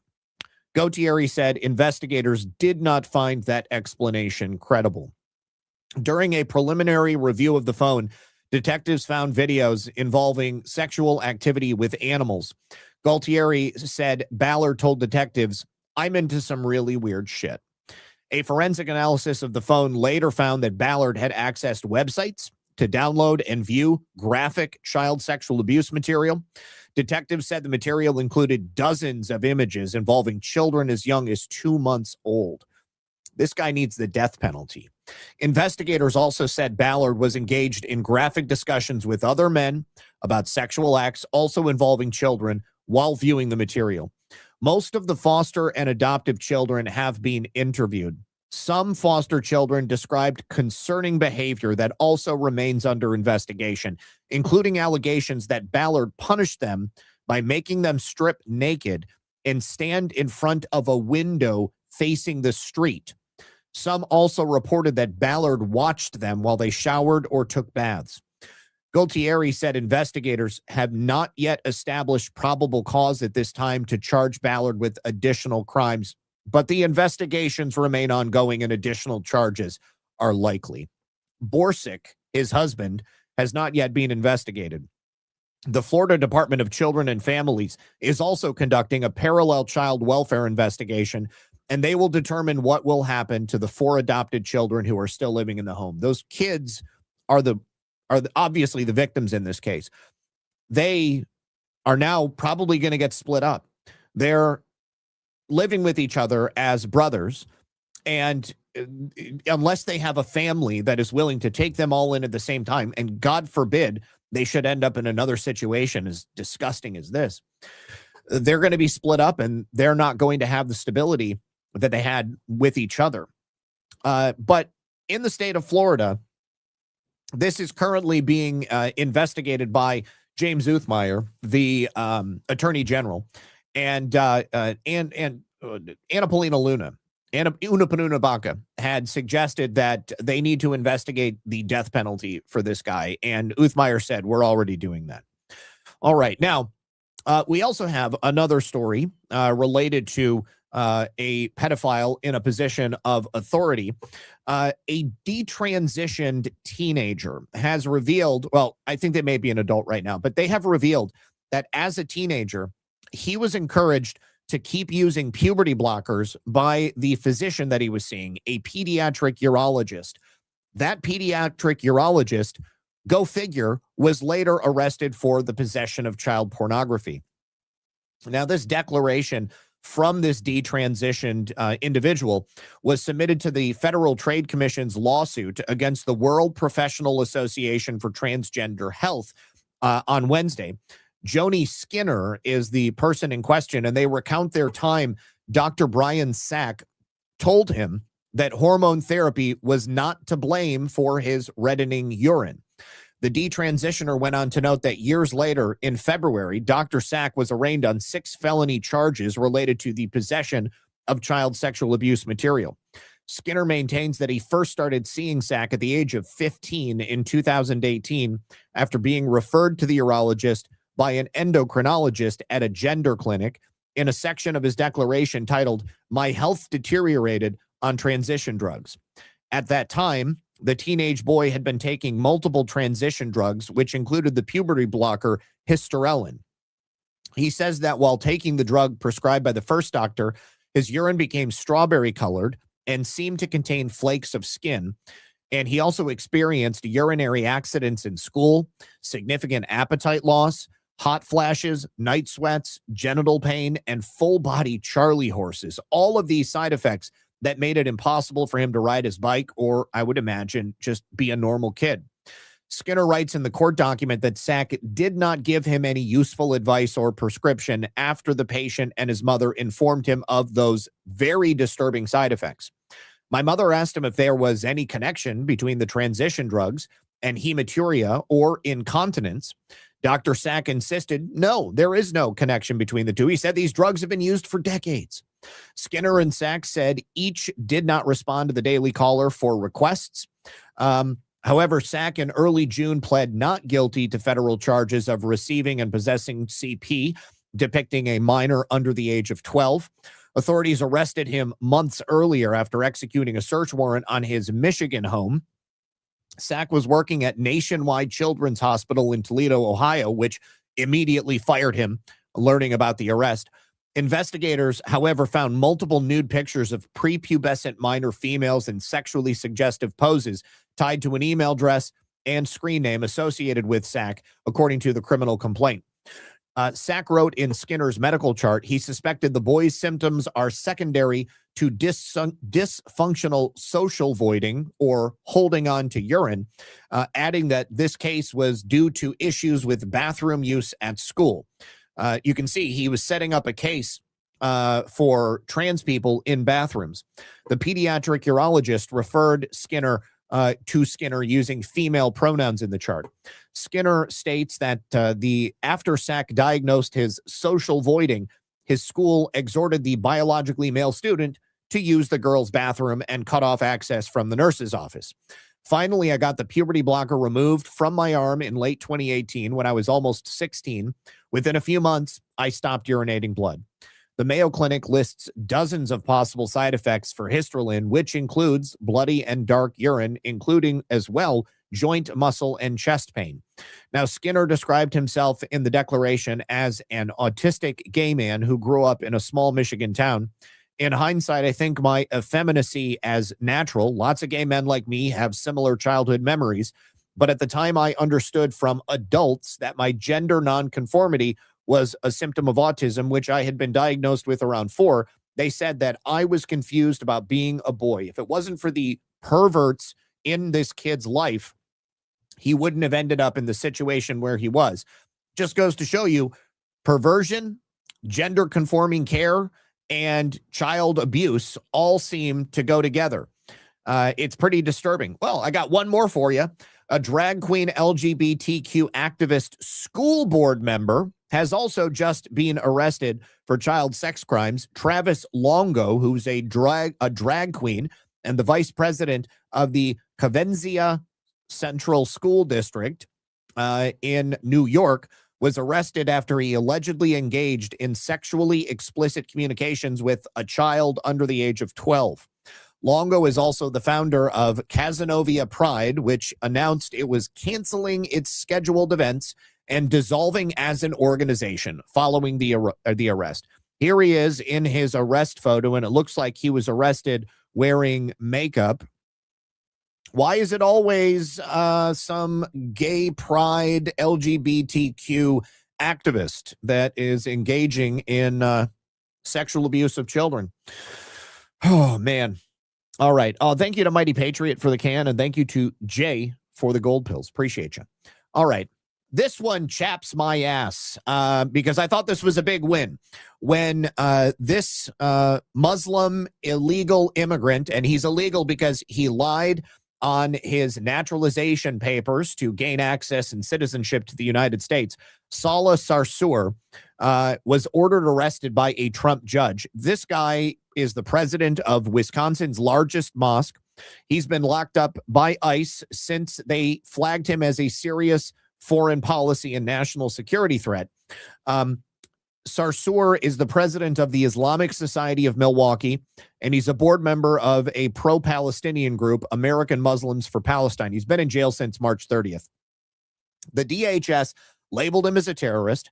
He was convicted in an Israeli military court of throwing a Molotov cocktail at IDF forces and they later attempting to possess weapons and ammunition.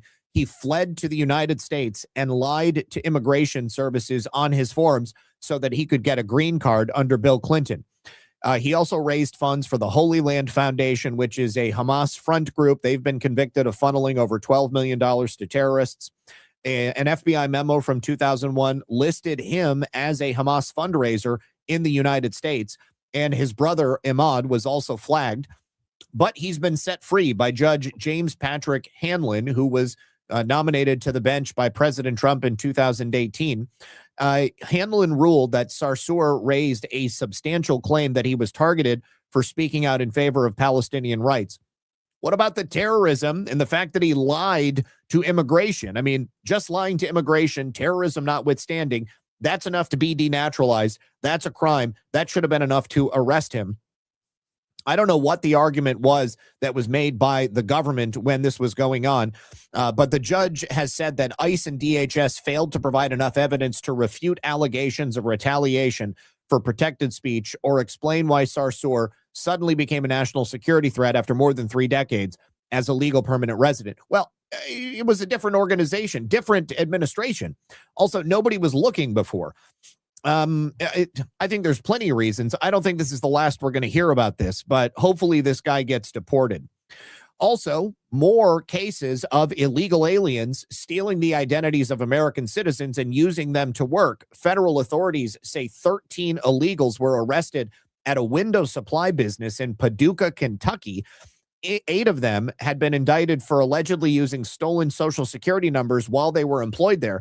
These are illegals from Mexico, Guatemala, and Spain, and they would all face up to 5 years in prison if they're convicted. This is the group of them that were using American identities. So waiting to see if we can get an update on that. Thank you to Principled Enigma. It sends a message that it is hard to get past or forget. Yes, absolutely. Old Testament style justice is the best. For deviant pornographic behavior, if found guilty, they should be publicly stoned to death. Hey, if you're getting the death penalty, what's the problem? I can't argue with that.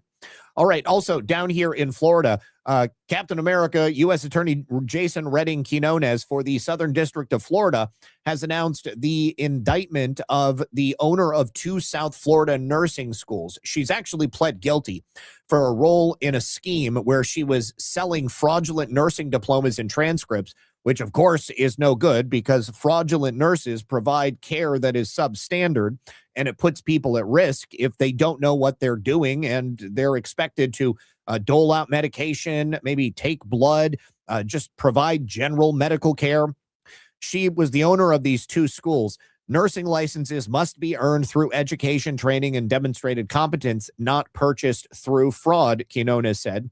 By selling thousands of fraudulent diplomas and transcripts, the defendant undermined the integrity of the nursing profession and our healthcare system, and the Southern District of Florida remains committed to holding accountable those who profit by corrupting professional license processes and placing the public at risk. My question is, what about the thousands of diplomas she sold? What about all of those nurses who have been practicing without a license? I mean, this is a big deal, and I hope that they can address this. But certainly, this school would have the records of who it was that they sold these degrees to. Also announced by a U.S. Attorney for the District of Columbia, Jeanine Pirro, Seth Jason, 65, of Edgewater, Maryland, was sentenced to 30 months in prison in connection with a 15-month campaign of intimidation where he made anonymous death threats against former Congressman Marjorie Taylor Greene. Now, this is notable because he was the man who was working for Voice of America, and he was using his position at Voice of America and calling Marjorie Taylor Greene during office hours. He would repeatedly threaten to assault and kill Marjorie Taylor Greene while he was working at Voice of America, which is, of course, a taxpayer-funded job. His menacing phone calls were part of an alarming increase in threats directed at members of Congress and other government officials. No one should have to live their life in fear of wondering if threats are about to be fulfilled. Today's sentence sends a clear message, and it's also a big win because, of course, this happened in the District of Columbia. I would have been very upset if this man had gotten off as so many others in the D.C. District Court have been able to do. He was a Democrat, but he's going to be going to prison for 30 months. Thank you, U.S. Attorney Pirro. Also, Darrell Mitchell, also of the District of Columbia, was sentenced today in U.S. District Court to 224 months in prison for his role in a violent multi-state robbery spree that targeted pharmacies and cell phone stores in D.C., Maryland, Virginia, and New Jersey. Darrell Mitchell and his crew turned pharmacies and cell phone stores into hunting grounds. They would terrorize workers and customers, all to feed a criminal enterprise that treated other people's safety as an acceptable cost of doing business. He didn't just participate in these robberies. Mitchell planned them, recruited others to carry them out, and pocketed the proceeds. That is the definition of a dangerous predator, and today's sentencing confirms it. So here is Mitchell, and I believe that's one of his crew over there as they rob a T-Mobile store. Here they are robbing a pharmacy. Here they are again forcing someone to open up a safe. And there is another pharmacy that Darrell was successful in robbing, but not successful in getting away with it. Also unsuccessful in getting away with it is comedian Carlos Mencia. He has been arrested, and it appears that he could face 10 years in prison. Now, he's been accused of joke theft in the past, but this has nothing to do with his jokes. Los Angeles County District Attorney Nathan Hochman announced Mencia had allegedly failed to report personal and business income tax worth more than $8 million. So the case against Mencia is the first brought by a district attorney unit that is specifically dedicated to tax fraud in California. Obviously, California wants that cheese.